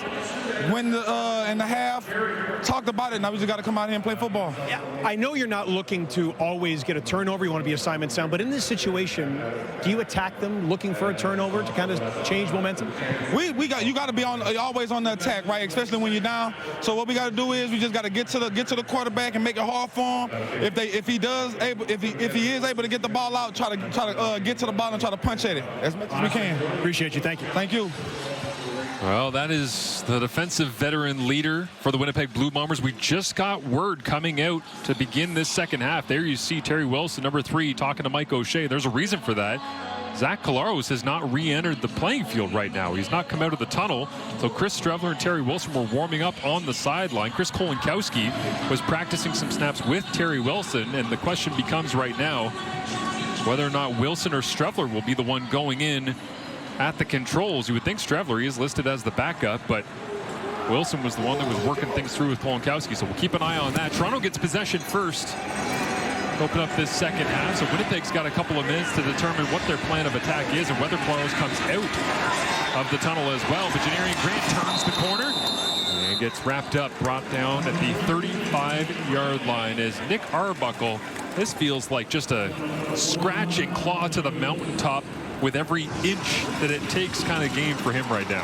Well, you heard the panel talk about it at halftime. Nick Arbuckle has made some plays with his arms, starting this one out on an aggressive note, going after it, but we've also seen him tuck that ball and run a couple of times. But all in all, a pretty good first half for the Toronto Argonaut quarterback, staking his team to a 2-score lead. 25 points on the board in the first half for a team that has struggled offensively in a variety of different categories to open up this season. Arbuckle begins throwing to the outside. Dave Unger makes the grab as Trey Vavel brings him down at around the 48-yard line. But a first down on first down as Arbuckle picks up where he left off. Yeah, Dave Unger towards the bottom of your screen, outside receiver. Does a nice job sitting down. His coverage is off him a little bit, but fighting through that contact to pick up the first down. Unger, not a big guy, but plays like a big guy. As he's not defined by his size, can do all sorts of different things that people don't expect. As this time, it's Person that flies in. Jay Person off that edge. He has been active all night long. As opposite Willie Jefferson is James Vaughters with the play earlier on, but that defensive line for Winnipeg getting after Toronto up front. Top left corner of your screen. Person getting in on that D-line rotation. Starts off, you saw him sort of redirect, starting to crash towards the run, but maintaining that leverage to not let Nick Arbuckle break, contain, get outside to make a throw. See how aggressive Toronto decides to be here on 2nd and 16. Four-man rush. Arbuckle, clean pocket, steps up, looks downfield, catch is made, first down. DeMonte Coxie, who else on the receiving end for the big second down conversion? Coxie putting together makings of a monster night here. Just bounces back to the inside as he sees his quarterback on the move. Applies a target to move the sticks, and once again, very quickly into Bomber territory, Marsh. Monte Coxie now 6 catches, 145 yards in the ball game. Finding a way to be productive despite the conditions. There's Deontay McMahon. Cuts his way back against the grain on first down. Interesting to see him more of the kind of bell cow main primary running back role than we've seen him the last couple of years, including as a standout kind of speed back in the Grey Cup last November. Yeah, kind of almost a specialty package sort of player for the Argonauts prior to this season. I think the team recognizing that they have a pretty good weapon and want to get the ball in his hands more often. McMahon identifying the front. Now he leaves to the flats. Arbuckle looks right, comes back middle, finds Kevin Mattal. And it's another first down with a second down conversion as Mattal makes another grab. As Matthew Shinetti is at field level, has more on Zach Collaros. Matthew? Yeah, guys, so far Zach Collaros has not come out of the Bombers' locker room. Conspicuously, Jarius Jackson was late coming to the sidelines. I'm not tying that to the Collaros situation, but it certainly was conspicuous. I spoke to Collaros pregame about that neck issue that he had last week against Calgary. He said he was fine, but obviously given the physicality in the wet and the rain that the Argos put him through, it leaves you wondering how he's feeling after that first half, guys. Yeah, no doubt. Those aches and pains add up as the season goes along. Thank you, Matthew. As Nick Arbuckle, a little sidearm delivery this time. Third catch of the night. Dave Unger chopped down. Another solid gain on first down for the Argonauts. You see Nick Arbuckle changing up his delivery to throw that one underneath the arm of Michael Griffin. Nice adjustment on the fly there from veteran quarterback. Extra offensive lineman is in here. Darius Sirocco for the Argonauts. They'll run it with that heavy package. And on 2nd down and 2, it's another Argonauts first down, and back inside the score zone they go. And now can Nick Arbuckle close the deal and make some accurate throws with a wet football?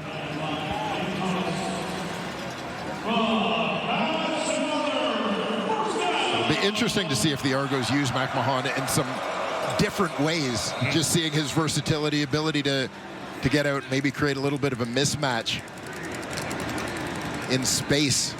They can get a linebacker covering him.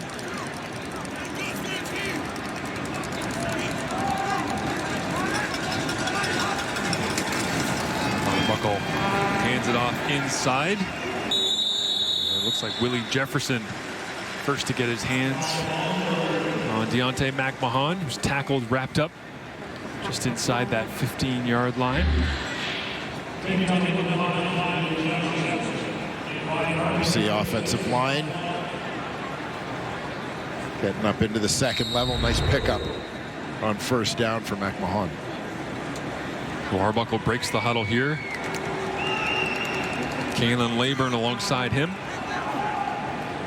Duante Coxie, Devaris Daniels into the short side of the field. That's the bottom of your screen. They'll empty it out with Leyburn. Arbuckle looks the other way. Ball is tapped and knocked down, and Arbuckle tried to track down his own tip, but it falls to the turf incomplete. 3rd down, and the field goal unit once again comes out. And such is the impact of Willie Jefferson. You're going to see he's blocked on this play. Jefferson coming from the offensive right side of the formation. John Boss gets hands on him, but Jefferson, like a shot blocker, coming out to defend a 3-pointer just with that reach. Tyra who knocks it through, and Willie J told us this week he wants to leave a legacy that's hard to catch. He wants to hit 100 sacks as quick as possible, play within the defense, be a great family man, leader, and we all know the knockdowns in combination with his sacks. That is the lethal combo as the Winnipeg quarterbacks. Who will it be? Looks like Chris Strevler taking the field when we return to BMO. Zach Collaros not on the sidelines right now, not on the field. Chris Strevler is in the huddle. Here's a look at his first half, right? Yeah, we talked about it. There were stretches where there seemed to be a lot of pressure on Collaros. Not necessarily a lot of big collisions or big hits for the Winnipeg quarterback in that one, but see him maybe a little slow getting up after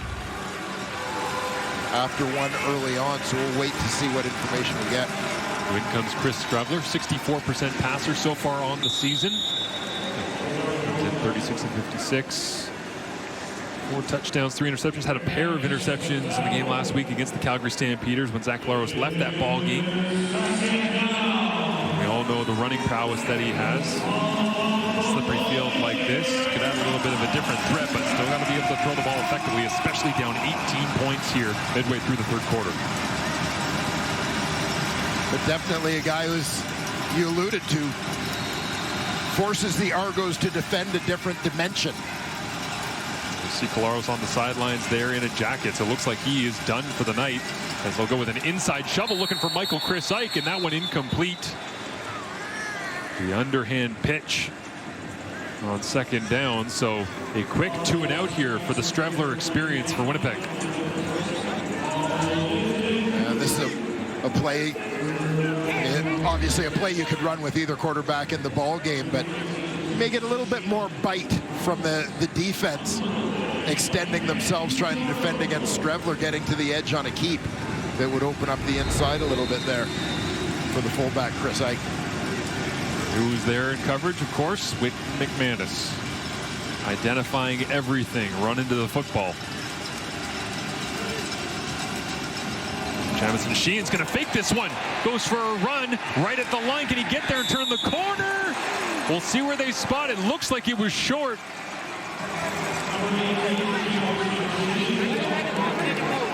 Sheehan believes that he got the first down, reached out the football, but it is short. So Mike O'Shea and the special teams unit of Winnipeg looking for a spark with Zach Collaros done for the evening. And Jamison Sheehan couldn't get far enough. Toronto possession with great field position as Kevin Mittal makes the play.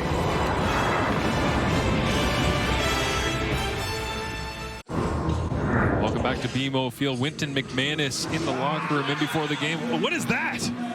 Doing a little dyno maybe? Oh, he's going to do it tonight. Okay, well, there's his son. Ah, that's where he... Okay. And do we get it into the game is the next question on that last little shovel, Chris Ike. There it is. Yeah, looks like Daddy kept his promise.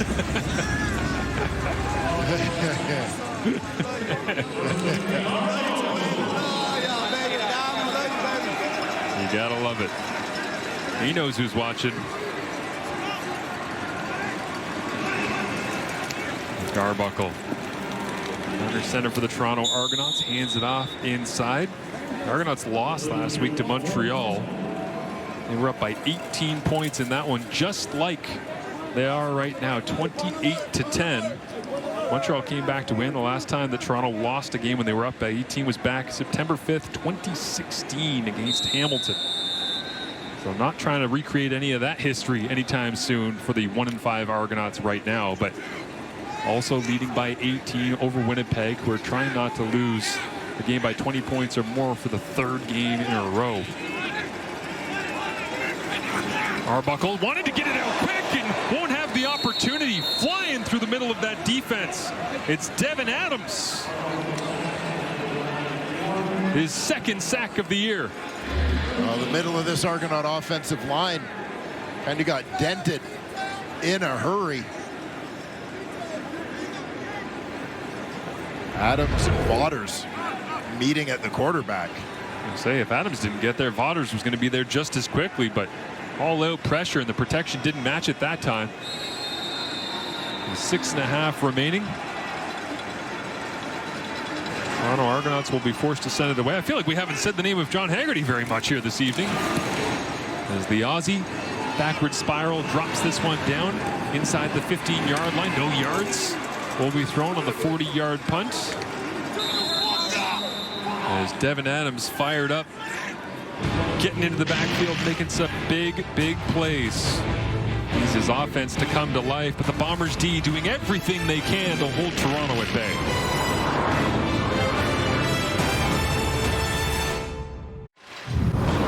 The Winnipeg Blue Bombers, one of the best ground attacks in the Canadian Football League. 123.8 yards per game, second in the CFL. And this man, Brady Oliveira, 5.9 yards per attempt, second amongst running backs behind only Ottawa's Daniel Adebaboye, the former Toronto Argonaut himself. But this is Brady trying to churn his way downhill as much as possible throughout this ball game, and certainly going to have to lean on him, you would think, to climb back in. But you start doing the percentages on time and score and quarter, and unless you're popping big runs, it's tough to keep going to the ground game. They'll fake it here.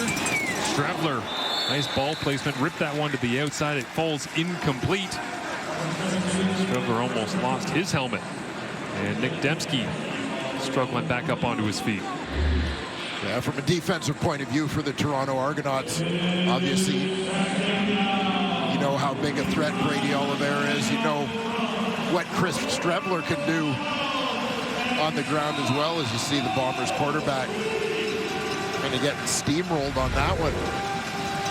But when you're Toronto defensively, Kevin Iben, Jason Shivers as the co-defensive coordinators, you're going to try and force Chris Strebler to beat you throwing the football.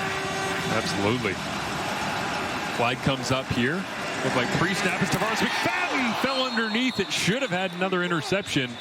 Falls incomplete. Looking for Jarreth Stearns as they'll sort out the penalty flag. And it's good to see Nick Dembski up onto his feet, running around, as he extended his catch streak to 77 straight games here tonight. He's only got the one so far on the evening, but extends it nonetheless. We have 2 fouls on the play. Offside, Toronto number 94. Offside, Winnipeg number 10. We'll replay the play. Second down. It never happened.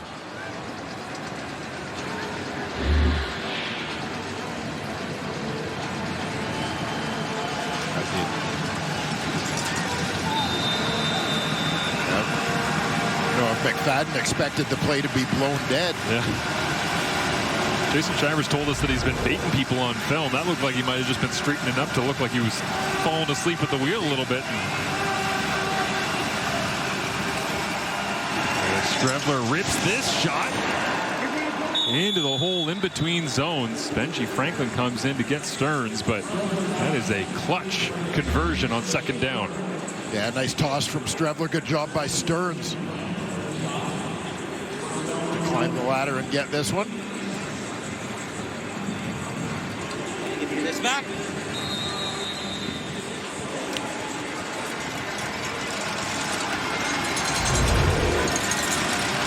Sets up Winnipeg inside 5 minutes remaining in this third quarter with a 1st and 10. Do go to Oliveira, tracked down from behind. Eric Parrish caving in the backside of that Winnipeg offensive line. Again, no surprise to see Toronto crashing hard on the run game on 1st down.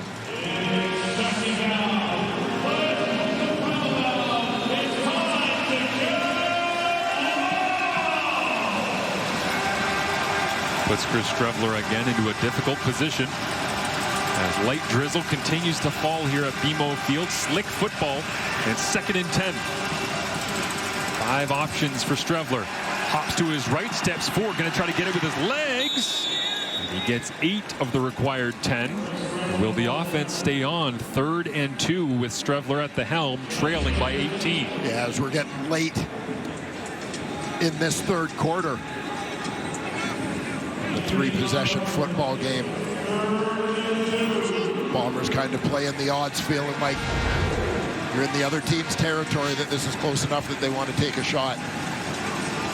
Maintain possession here. Grass on Strevler's helmet. Everybody completely soaked from the conditions here in week number 8 in the Grey Cup rematch at 3rd and 2. Strevler takes the snap, quarterback lead pushing into the pile, and Winnipeg's offensive line, well, it wasn't fast, but Rubbin's racing. They'll push their way right into the middle of that Toronto defense and move the sticks. A little fake to Oliveira, who then becomes the lead blocker. Strevler, a powerful runner in his own right. Takes it up the gut. You see Jason Hogan, his first year as the offensive coordinator of these Winnipeg Blue Bombers, taking over for Buck Pierce, now the head coach of the BC Lions. Trying to figure out a way to chip away at this Argonauts advantage, and this won't help. Strevler skipping rocks into the middle of that Toronto defense. Colaros watches on. Stoic, but unquestionably frustrated. Back-to-back weeks not being able to complete the intended target. Go and get a win for Winnipeg. A guy who, as we mentioned earlier, battled some injuries earlier in his career. I know maybe even more than the average player, Zach hates missing time. Yeah. He's missed more than enough as Strevler steps in, checks it down to Brady Oliveira on 2nd and 10. And a powerful run by Brady O. Down to the 30-yard line that time. It's good for 16 yards and a 1st down conversion. Well, the Winnipeg Blue Bombers are proving to be survivors. A couple of impressive 2nd and 3rd down conversions to keep this drive alive and put themselves in scoring position.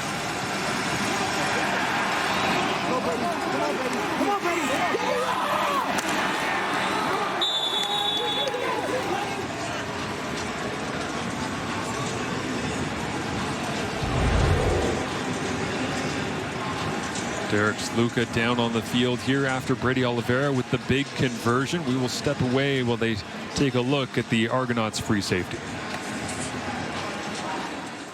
4th on TSN and TSN Plus. It's that time of year already?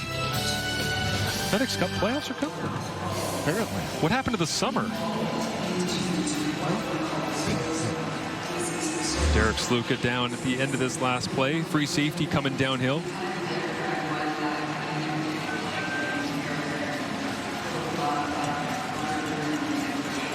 Looked like awkward fall there after an issue with the footing. Jonathan Edward checking into the ball game in his place. Strevler under center here on 1st and 10. Well, speed sweep. Cody Case gets a touch. Turns the corner. Good speed. Case that time is first year out of Illinois with a touchdown in his recent pass. We mentioned Case getting a bit of an opportunity in that Bomber receiving core in the absence of Dalton Schoen. Obviously, different type of player. Got some action last year, primarily as a kick returner for the Bombers.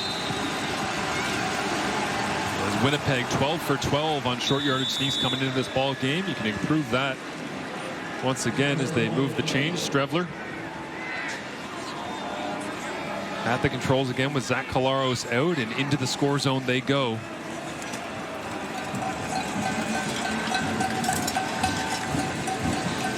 Strevler got the victory back in week number 1 when Zach Collaros was out with a 1-game suspension. Found a way to get the victory. Scrappy quarterback. If you're a fan of the CFL, you know his history well, but bad conditions, wet, playing on grass, trailing. Got that kind of gritty feel to it right now for number 17 as he tries to get the ball snapped on time. Like locked down to 1, they get it.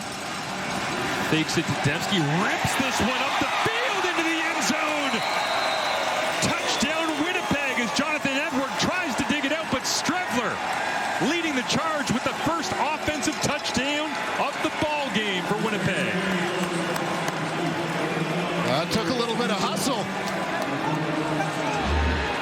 to get this one off, just barely beating the play clock to get the ball snapped.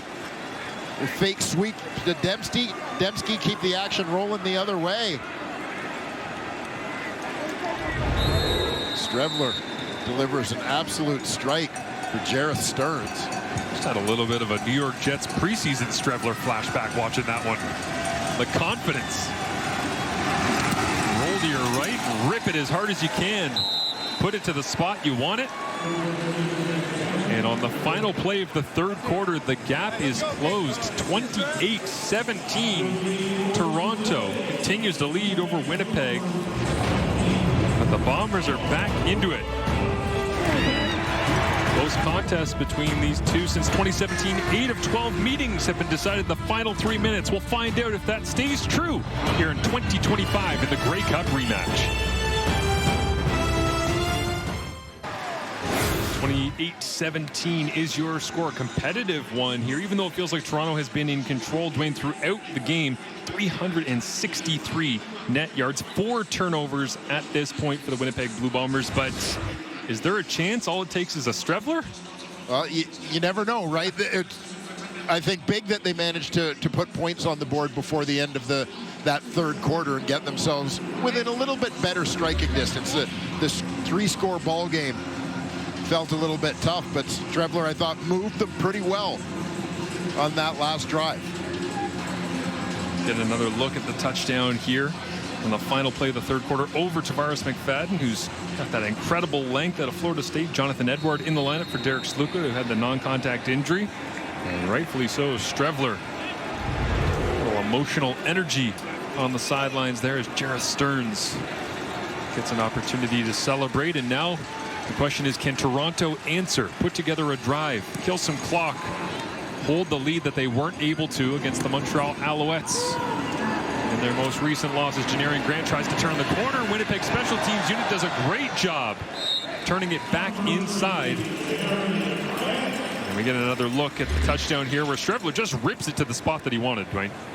Yeah, and you're going to see Jareth Stearns starts off as the number 3 receiver to that left side. He's going to motion all the way over and then working towards the corner.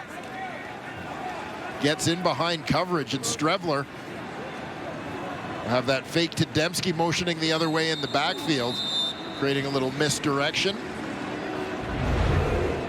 Just floats it over top of a couple of defenders. Awaiting Jareth Stearns. A couple of sideline high fives on his way to go see Stearns and visit the touchdown pass as Toronto with a free man rushing off the edge, try to get it to the outside, incomplete.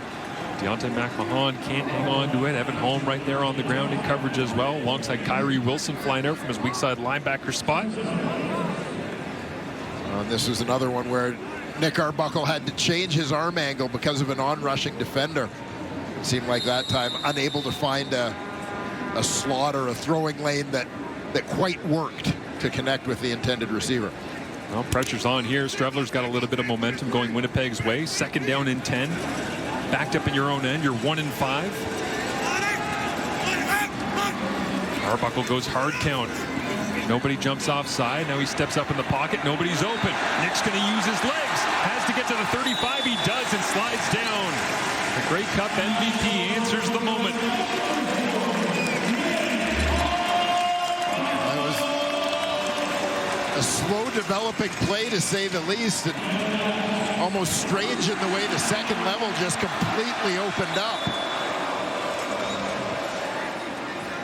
For Nick Arbuckle to reach that first down marker before he even encounters a Bomber defender.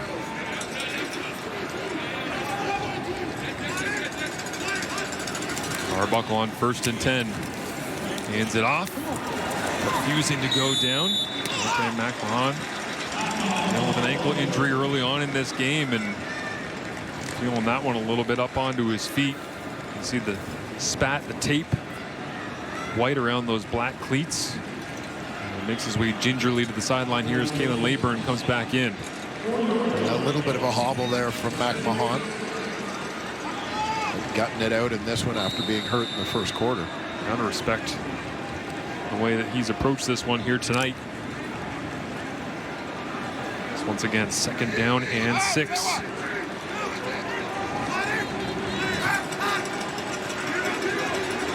Hard count. Arbuckle manipulating the line of scrimmage. Blitz is on. Into pressure. Dave Unger at the 55. On the money against pressure, and a nice blitz pickup as well by Kalen Layburn right in the middle of that offensive line. Yeah, I love the job Layburn did. Just hidden in behind the upright there, but watch him step in to pick up the linebacker Griffin and hold his ground.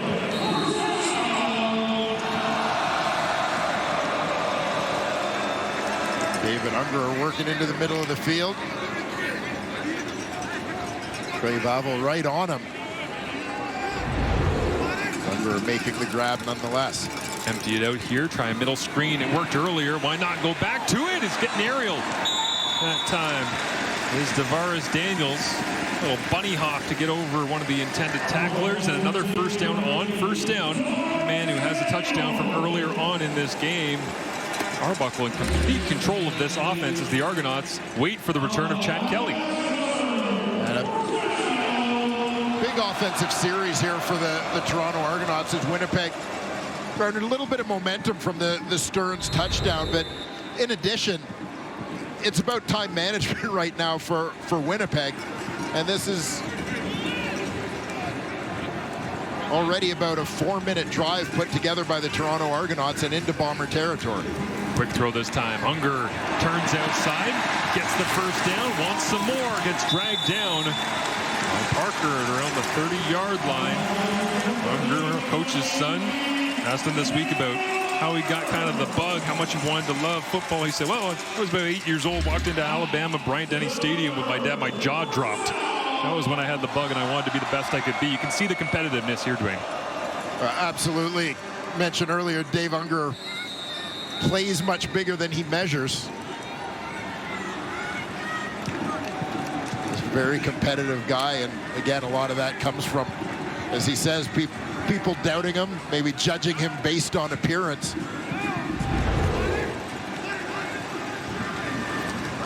Arbuckle looks to throw. Finds Kevin Mittal at the line of scrimmage, and Mittal puts his head down, drives forward. So going back-to-back to the CFL draft picks here in Unger and Kevin Mittal. And it'll leave 2nd down and 5. I did love when Unger said to us this week that coach's son, yeah, it made me more competitive. You know, I've been around the game since I was a kid. And he kind of paused and he went, yeah, my dad was pretty tough on me. He's like, yeah, he got the best out of me. It kind of carved me into who I am. But it shows here on a Grey Cup rematch on a Saturday night at BMO Field.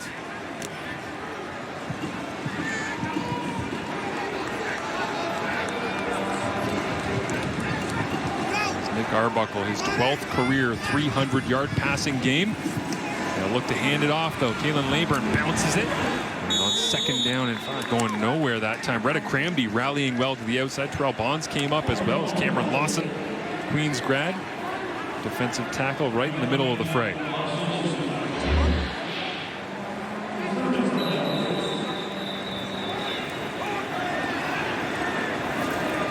there you see the Bomber defensive line doing a nice job flattening that one out, not giving the back an opportunity to get north-south here. As Trey Vavel down right now. Looks like maybe some cramping and an injury here at BMO Field. Devontae Coxie came into week number 8 with 26 catches so far on the season. Well, you can take 6 more on, but really it's more about the yardage total. It began with a bang right here. As Janarian Grant, the lefty, slung it down the field and found 86, but he's up over 145 yards receiving right now. Didn't have a 100-yard receiving game coming into this one. Yeah, didn't like being stuck at that 99. Coxie decided to smash the century mark in the first half of this ball game. Little question who the go-to man is when they need a big play. Trey Vavel was attended to during the break, but 3rd down and 4. Argonauts going hard count, trying to draw some free yardage out of that Winnipeg defense. Flag to Time come count up. violation. Toronto number 4. 5-yard penalty. Remains 3rd down. And Liram Hairolahu onto the field to attempt another field goal, as he is already 5 of 5 here tonight, setting a new season single game high. Previously it was 3, and now he looks to go 6 for 6. Inching ever close to that record performance that he had here at home field last season. Yes, sir.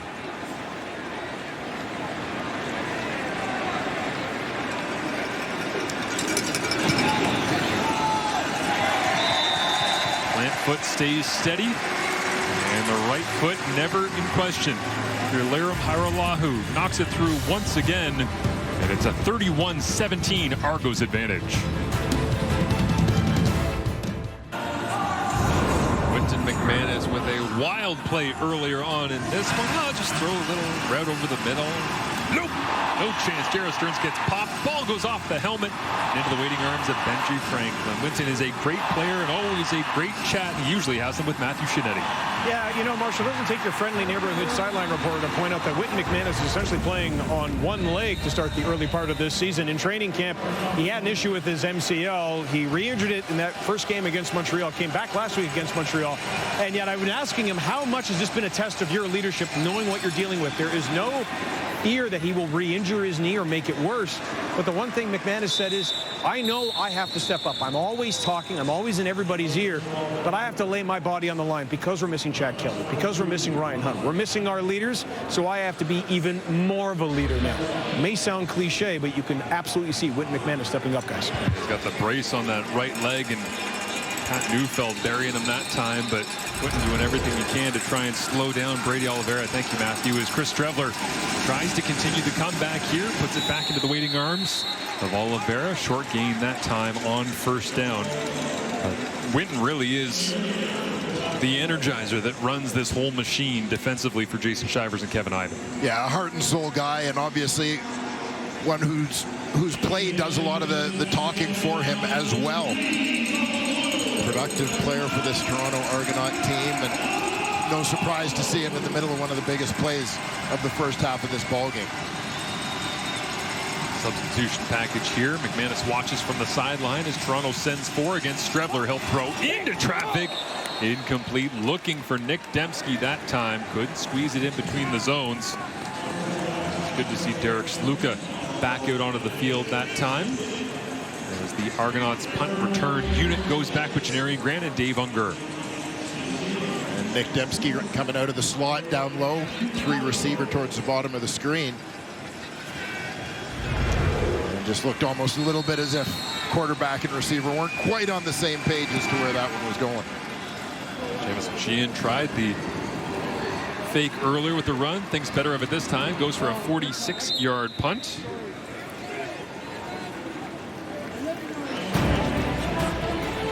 And the Toronto Argonauts will try to shut this down with a 2-score advantage. The Toronto Argonauts swept the 2024 regular season series with Winnipeg by a combined 5 points. To win this week, a 3-game winning streak versus Winnipeg, the first time in over a decade. And for a minute there, it was in question because the conditions got real sloppy real quick, and all mayhem broke loose. Somehow, these veterans have settled in. The ponchos are working. As flags come up here, get this drive going for Toronto, but it was mayhem for about 10 minutes of real time. Procedure, Toronto number 66. 5-yard penalty, repeat first down. Timer, we're going to hold the clock. And it has been significantly more uniform since, as that time the flag goes against Shane Richards, the former first overall pick from Crescent Heights and the Calgary Colts. Shane Richards played his college ball at Oklahoma State. Spent his entire career with the Argos except for 1 season as an Edmonton Elk. First overall pick, they let go to free agency, goes to Edmonton, gets let go, and lands back here in Toronto. Their offensive line significantly banged up. We mentioned John Boss off the top, working at right tackle with Ryan Hunter. Really unfortunate injury to lose last year's most outstanding offensive lineman as they try to run behind this big offensive line to grind some clock with Deontay McMahon. Yeah, a lot of bodies out, and offensive line injuries have been one of the sort of subtle storylines of this 2025 season. It seems like something so many teams are grappling with, but Ryan Hunter out, Dylan Giffen out of the lineup, Sage Dockstader a late scratch today, Anam Dankwa out as well. He's cutting it back on second down. They'll stay on the ground. And McMahon wrapped up. Yeah, Mr. Irrelevant there, Anthony Vandell in the middle of the offensive line. Let's go, as well, Darius Sirocco in there with the lineup. Peter Nicastro there. Everybody's just going, well, when's Chad coming back? We got to have Chad back. It's like there's a lot more going on here with Toronto at 1-5. Yeah, I mean, this is the thing for the Toronto Argonauts is they need to find a way to get it done regardless of who's playing quarterback for them. As Kelly watches on from the sideline. Wynton McManus and the Toronto defense will apply their trade once more as John Haggerty wobbling in the spiral, drops down. Cody Case at the 33-yard line. Solid return from Case. A flag comes up here at the end of the play as well.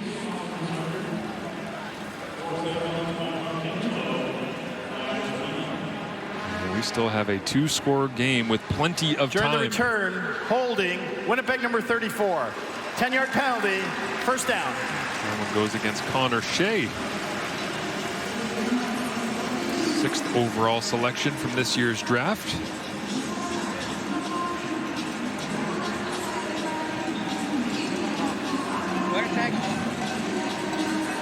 Stravler steps into the huddle. Gets everyone set, trailing by 14. 5.5 minutes remaining. That'll be interesting at this point, as even on their last possession, Winnipeg was still leaning on Brady Oliveira in the run game a little bit, but now as that time becomes that much more of a crunch for the Bombers, Stravler's going to have to complete some balls. Stravler rolls away from pressure, flips this one over his shoulder for the second time tonight. Ross McFadden wishes he would have had that one. It hits him right in the middle of the two. Can't haul it in. Ryan Dinwiddie chasing him up the sideline saying, keep playing, you're close. And you'll see his Stravler running to his left, throwing the football, and this one sails on him a little bit over the head of the intended receiver.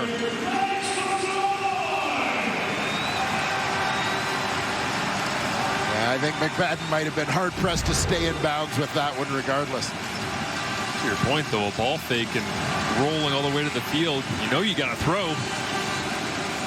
Flag comes up. Looks like Toronto might have been offside. Strevler gets popped as he delivers. And a big hit on both ends of the play as Jared Stearns hauls it in. Strevler onto his feet. And they'll sort out the penalty flag. Tom Valesi, our referee. Offside. Toronto number 94. That penalty be declined. The result of the play is a first down.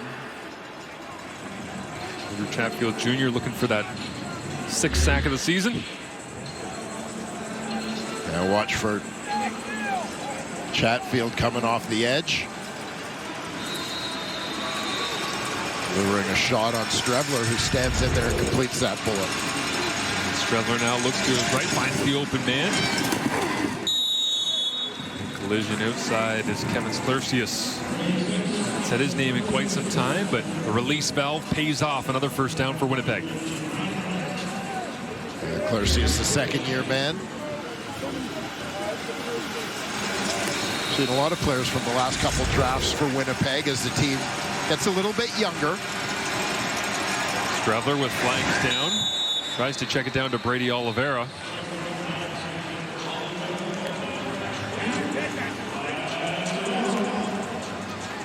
Falls incomplete. Holding.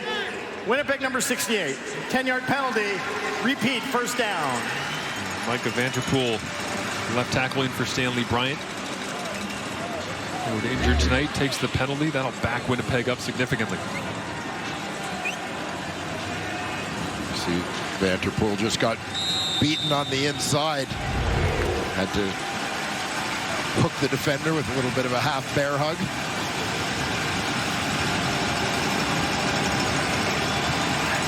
First and 20. 3-man rush. Strevler's got all day. Stands flat-footed and rips that one. It's like they'll spot it. The gain of about 8 leaves second down and 12.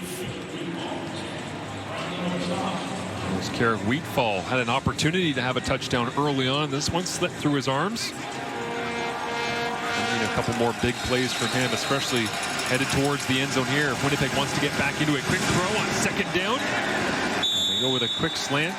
Brought down by Isaac D'Arcangelo alongside Benji Franklin. And Strevler looks like he wanted to get on the ball quickly, but I believe Winnipeg has called time.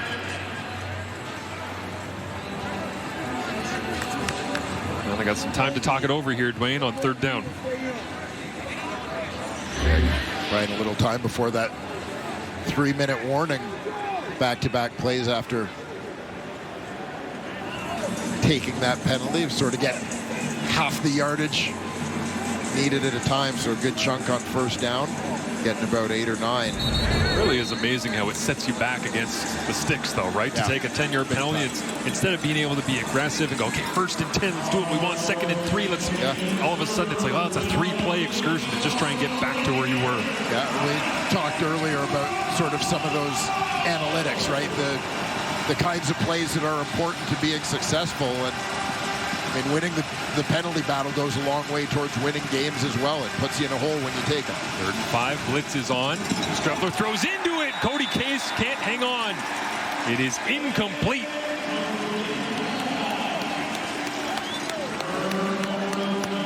Yeah, it looked like Case had that first down yardage. See him lined up out wide. Just going to slant down to the inside.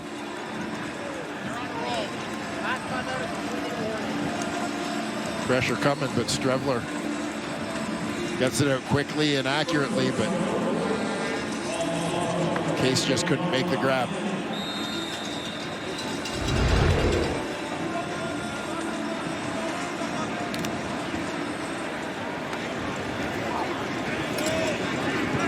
Toronto gains possession here. The turnover on downs and the incompletion.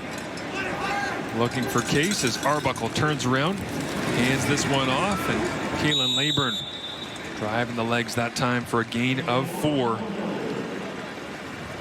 As we have hit the 3-minute warning, and Toronto on their way towards a 3-game win streak over the Bombers for the first time since 2015. See if they can shut it down in the 6th when we return.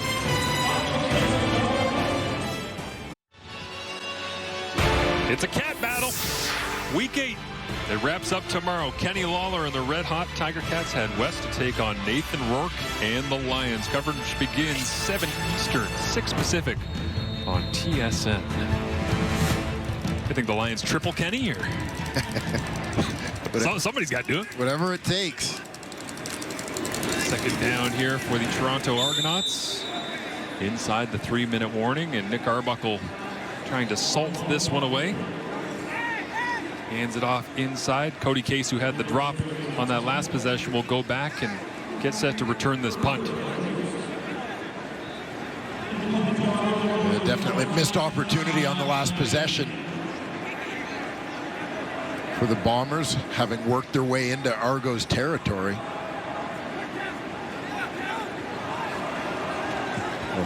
Have a long way to go here, presumably. The clock ticking down against them. Special teams coordinator Mickey Donovan, I'm sure. Max protect. Not allowing any pressure in on John Haggerty, and then got to get down and cover it. Execute at the end of games to secure their second victory of the season here in week number 8. Flag comes up as Haggerty gets it away.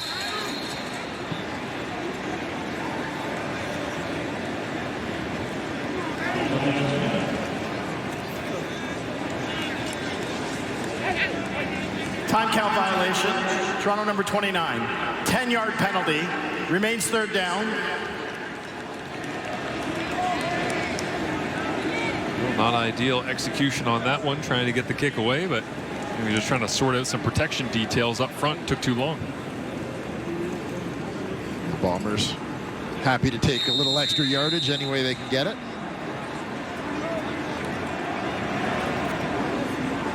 Case likely feels nice wandering forwards a couple extra yards, but feel a lot better if he got a quality return out of this one to set up Chris Strevler with a short field, 2.5 minutes remaining and trailing 31-17. Nice kick that time from Haggerty. Drives Case all the way back inside his 20. 58-yard punt and quality coverage to go right alongside it as Mark Milton downfield. Cody Case looks to be injured on the tackle.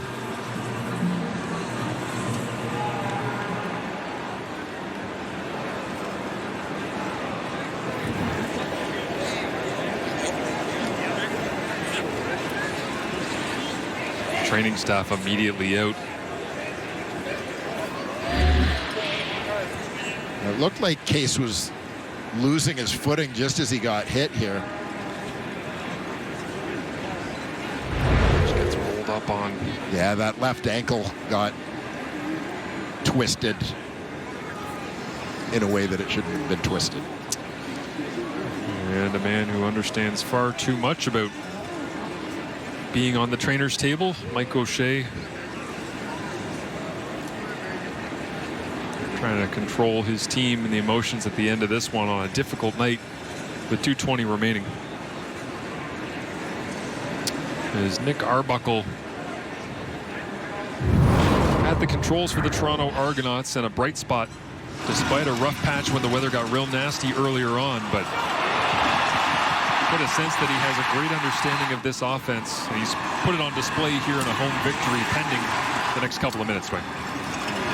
Yeah, Nick Arbuckle to me has looked very poised in this ball game, and bounced back when he's had stretches where things maybe haven't gone quite as he wanted, where a couple stretches where he might have had 2 or 3 throws in a row that got away from him, didn't quite end the way they wanted, but has bounced back from that, moving the football when he's needed to. Some clutch throws. It's an easy storyline for us to be able to say, well, it's the Grey Cup rematch. He's the Grey Cup MVP. It's the same team. There's a lot of moving pieces. This Toronto team looks significantly different. Winnipeg has had a lot of moving pieces as well. It was interesting to hear Mike O'Shea, after you asked him a question this week, say, it's interesting. I hadn't really thought about how many players in this league we've interacted with, which was an interesting way of saying they've been around, we've had them, they've left. Yeah, well, and it wasn't part of what he was trying to say. Is O'Shea's honestly as humble a guy as you're ever going to meet in the world of professional sports, not just in football, but it speaks to his longevity as well as a coach in this league. And one of the true quality people in the game as they assist Cody Case, unfortunately, to an assisted ride off the field. And a shake of the head there from Mike O'Shea.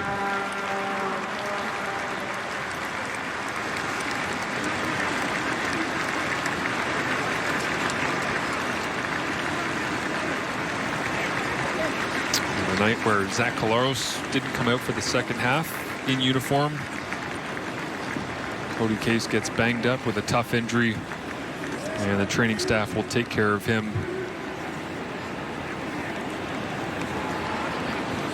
Argos, meanwhile, waiting for an update on the future of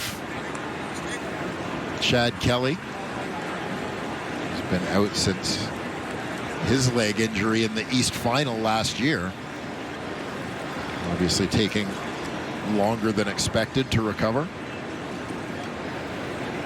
And talk about Kelly in that East Final when he got banged up as Cody Case makes his way with the training staff off the field to a round of applause from the 13,000 plus here at BMO Field. But Montreal, obviously the team that hosted that East Final last year that Chad Kelly got injured in. You think about the standings and where things are right now.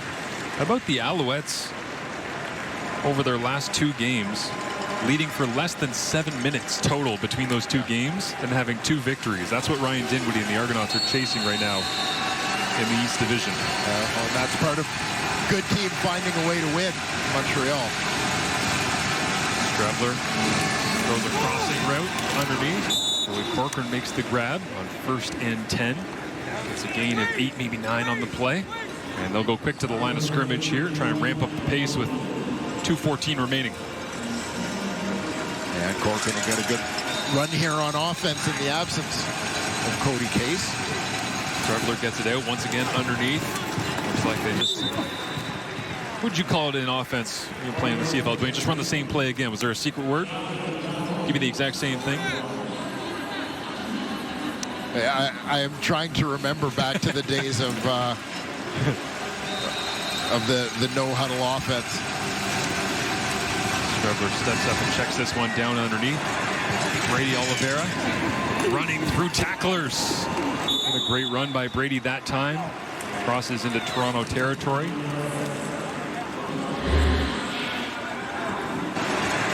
And nothing fancy here from Brady Oliveira. It's good old-fashioned football. The very best at putting his shoulder down and leaning forward at the end of a run. This time they go with a draw handoff to Oliveira. Argonauts defense all over it. Sniff that one out. Isaac Darkangelo. It's the final effort, stepping in. Darkangelo feels like the handyman in this Toronto defense. What do you need? Yeah. You want me to play over here, over there? A little bit of everywhere. And now everybody is on top of Chris Strebler. There's Jordan Williams. Yeah, it looked like there might have been a glimmer of daylight there for Strebler just as he decided to run. The Toronto D-line led by Williams closed it down on him.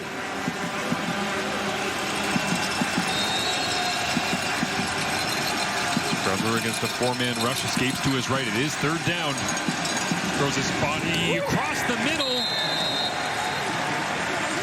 And Dembski trying to get there, but another turnover on downs with 1:27 remaining. And the Bombers will come up short here in Toronto.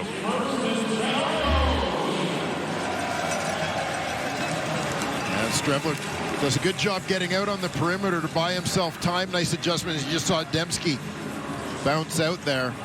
Got a hand on it, but couldn't reel it in.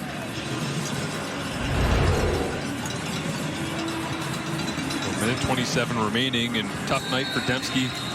Collaros and the rest of the Bombers offense got some help from James Vaughters with the fumble return earlier on, but outside of Chris Strevler ripping it to the end zone for Jarrett Stearns, not much to show here tonight at BMO Field. These two teams will play again coming up next week, Friday Night Football. Sliding down to the turf is Kalen Layburn, getting his run in, and back-to-back games now as well. When you factor in the turnovers, obviously, you know, fumbles, interceptions, but turnovers on downs, that Winnipeg has had 6 turnovers in back-to-back games. That obviously comes by nature of having to go for it late in the game.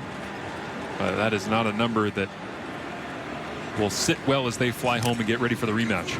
Yeah, and I think part of the concern, as you say, sometimes it's a situational thing, but I mean, you look at some of the interceptions they've had, throwing some early as well in the ball game. Stacked up on 2nd and 10 with the inside run. The Argonauts with their heavy package there, just trying to grind this away. Inside a minute remaining, 31-17. If there is a positive to take for Winnipeg as they head home, what do you think that is at this point coming out of this one? Well, a lot of the issues that Winnipeg has had in this ball game, I think, are correctable. Quite frankly, I mean, I look at least one of the touchdowns they gave up in this ball game, probably a communication error. Yep. Right? The kind of thing that you fix with time. You look at the film, you make those adjustments. You know, some things in terms of dealing with the conditions, and maybe it's one of those, you know, kind of first half of the season lessons that you learn in terms of having to figure those things out a little bit more quickly and make your adjustments. A lesson that may benefit you as the year goes on.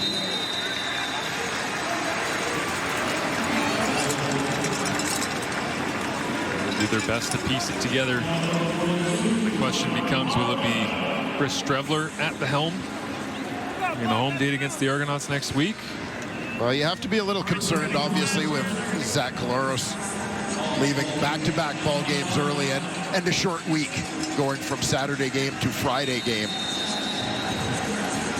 for the Winnipeg Blue Bombers in terms of trying to get Zach ready to go. So we'll see how that unfolds. So Toronto improves to 2-5 now with the victory. Winnipeg set to go to 3-3 on the season.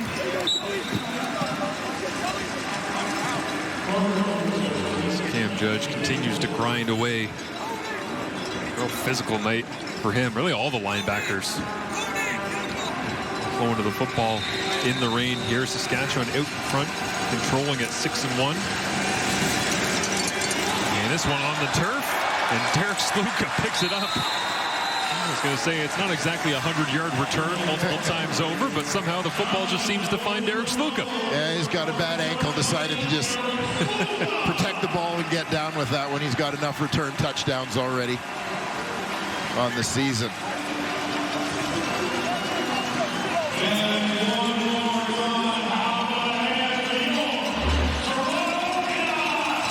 Brady Oliveira scratching and clawing Cam Judge. Yep. Gets a hand on that one. Already with an interception in this game. Now the forced fumble added to his stats line. I asked Jason Shivers this week about Derek Sluka, and he said, well, he was kind of sloppy and athletic at the start. 4 days to go in camp. We had some injuries. I was wondering if we were going to fly somebody in. Thought he was going to make the team as a receiver. Flips over to the defense. And by now, if you're a big-time CFL fan, you know the story. Makes a run of things here in that defense. A couple of major returns in the game on the road against the Ottawa Redblacks. And tonight, he and the Double Blue will celebrate their second victory of the CFL season as Mike O'Shea and Ryan Dinwiddie will meet at midfield. And Nick Arbuckle, with all the pressure and expectations swirling around of the return of Chad Kelly, Arbuckle just continues to put his head down and try to piece together solid performances. He does that once again tonight as Zach Collaros heads down the tunnel where he was slow coming out after halftime and never got a chance to play in the second half of this one. Banged up, and we'll follow up on his injury status going into the rematch of these two teams coming up next week. It was raining pretty hard at one point between these two. And Indoors tomorrow at BC Place, the Tiger Cats and the Lions will wind down week number 8. And we'll see what Bo Levi and Mitchell can do up against Nathan Rourke. Should be a fast and fun one out on the West Coast for tonight at BMO Field by the Lakeshore. An entertaining throwdown between Winnipeg and Toronto in a Grey Cup rematch, and the Argos win 31-17.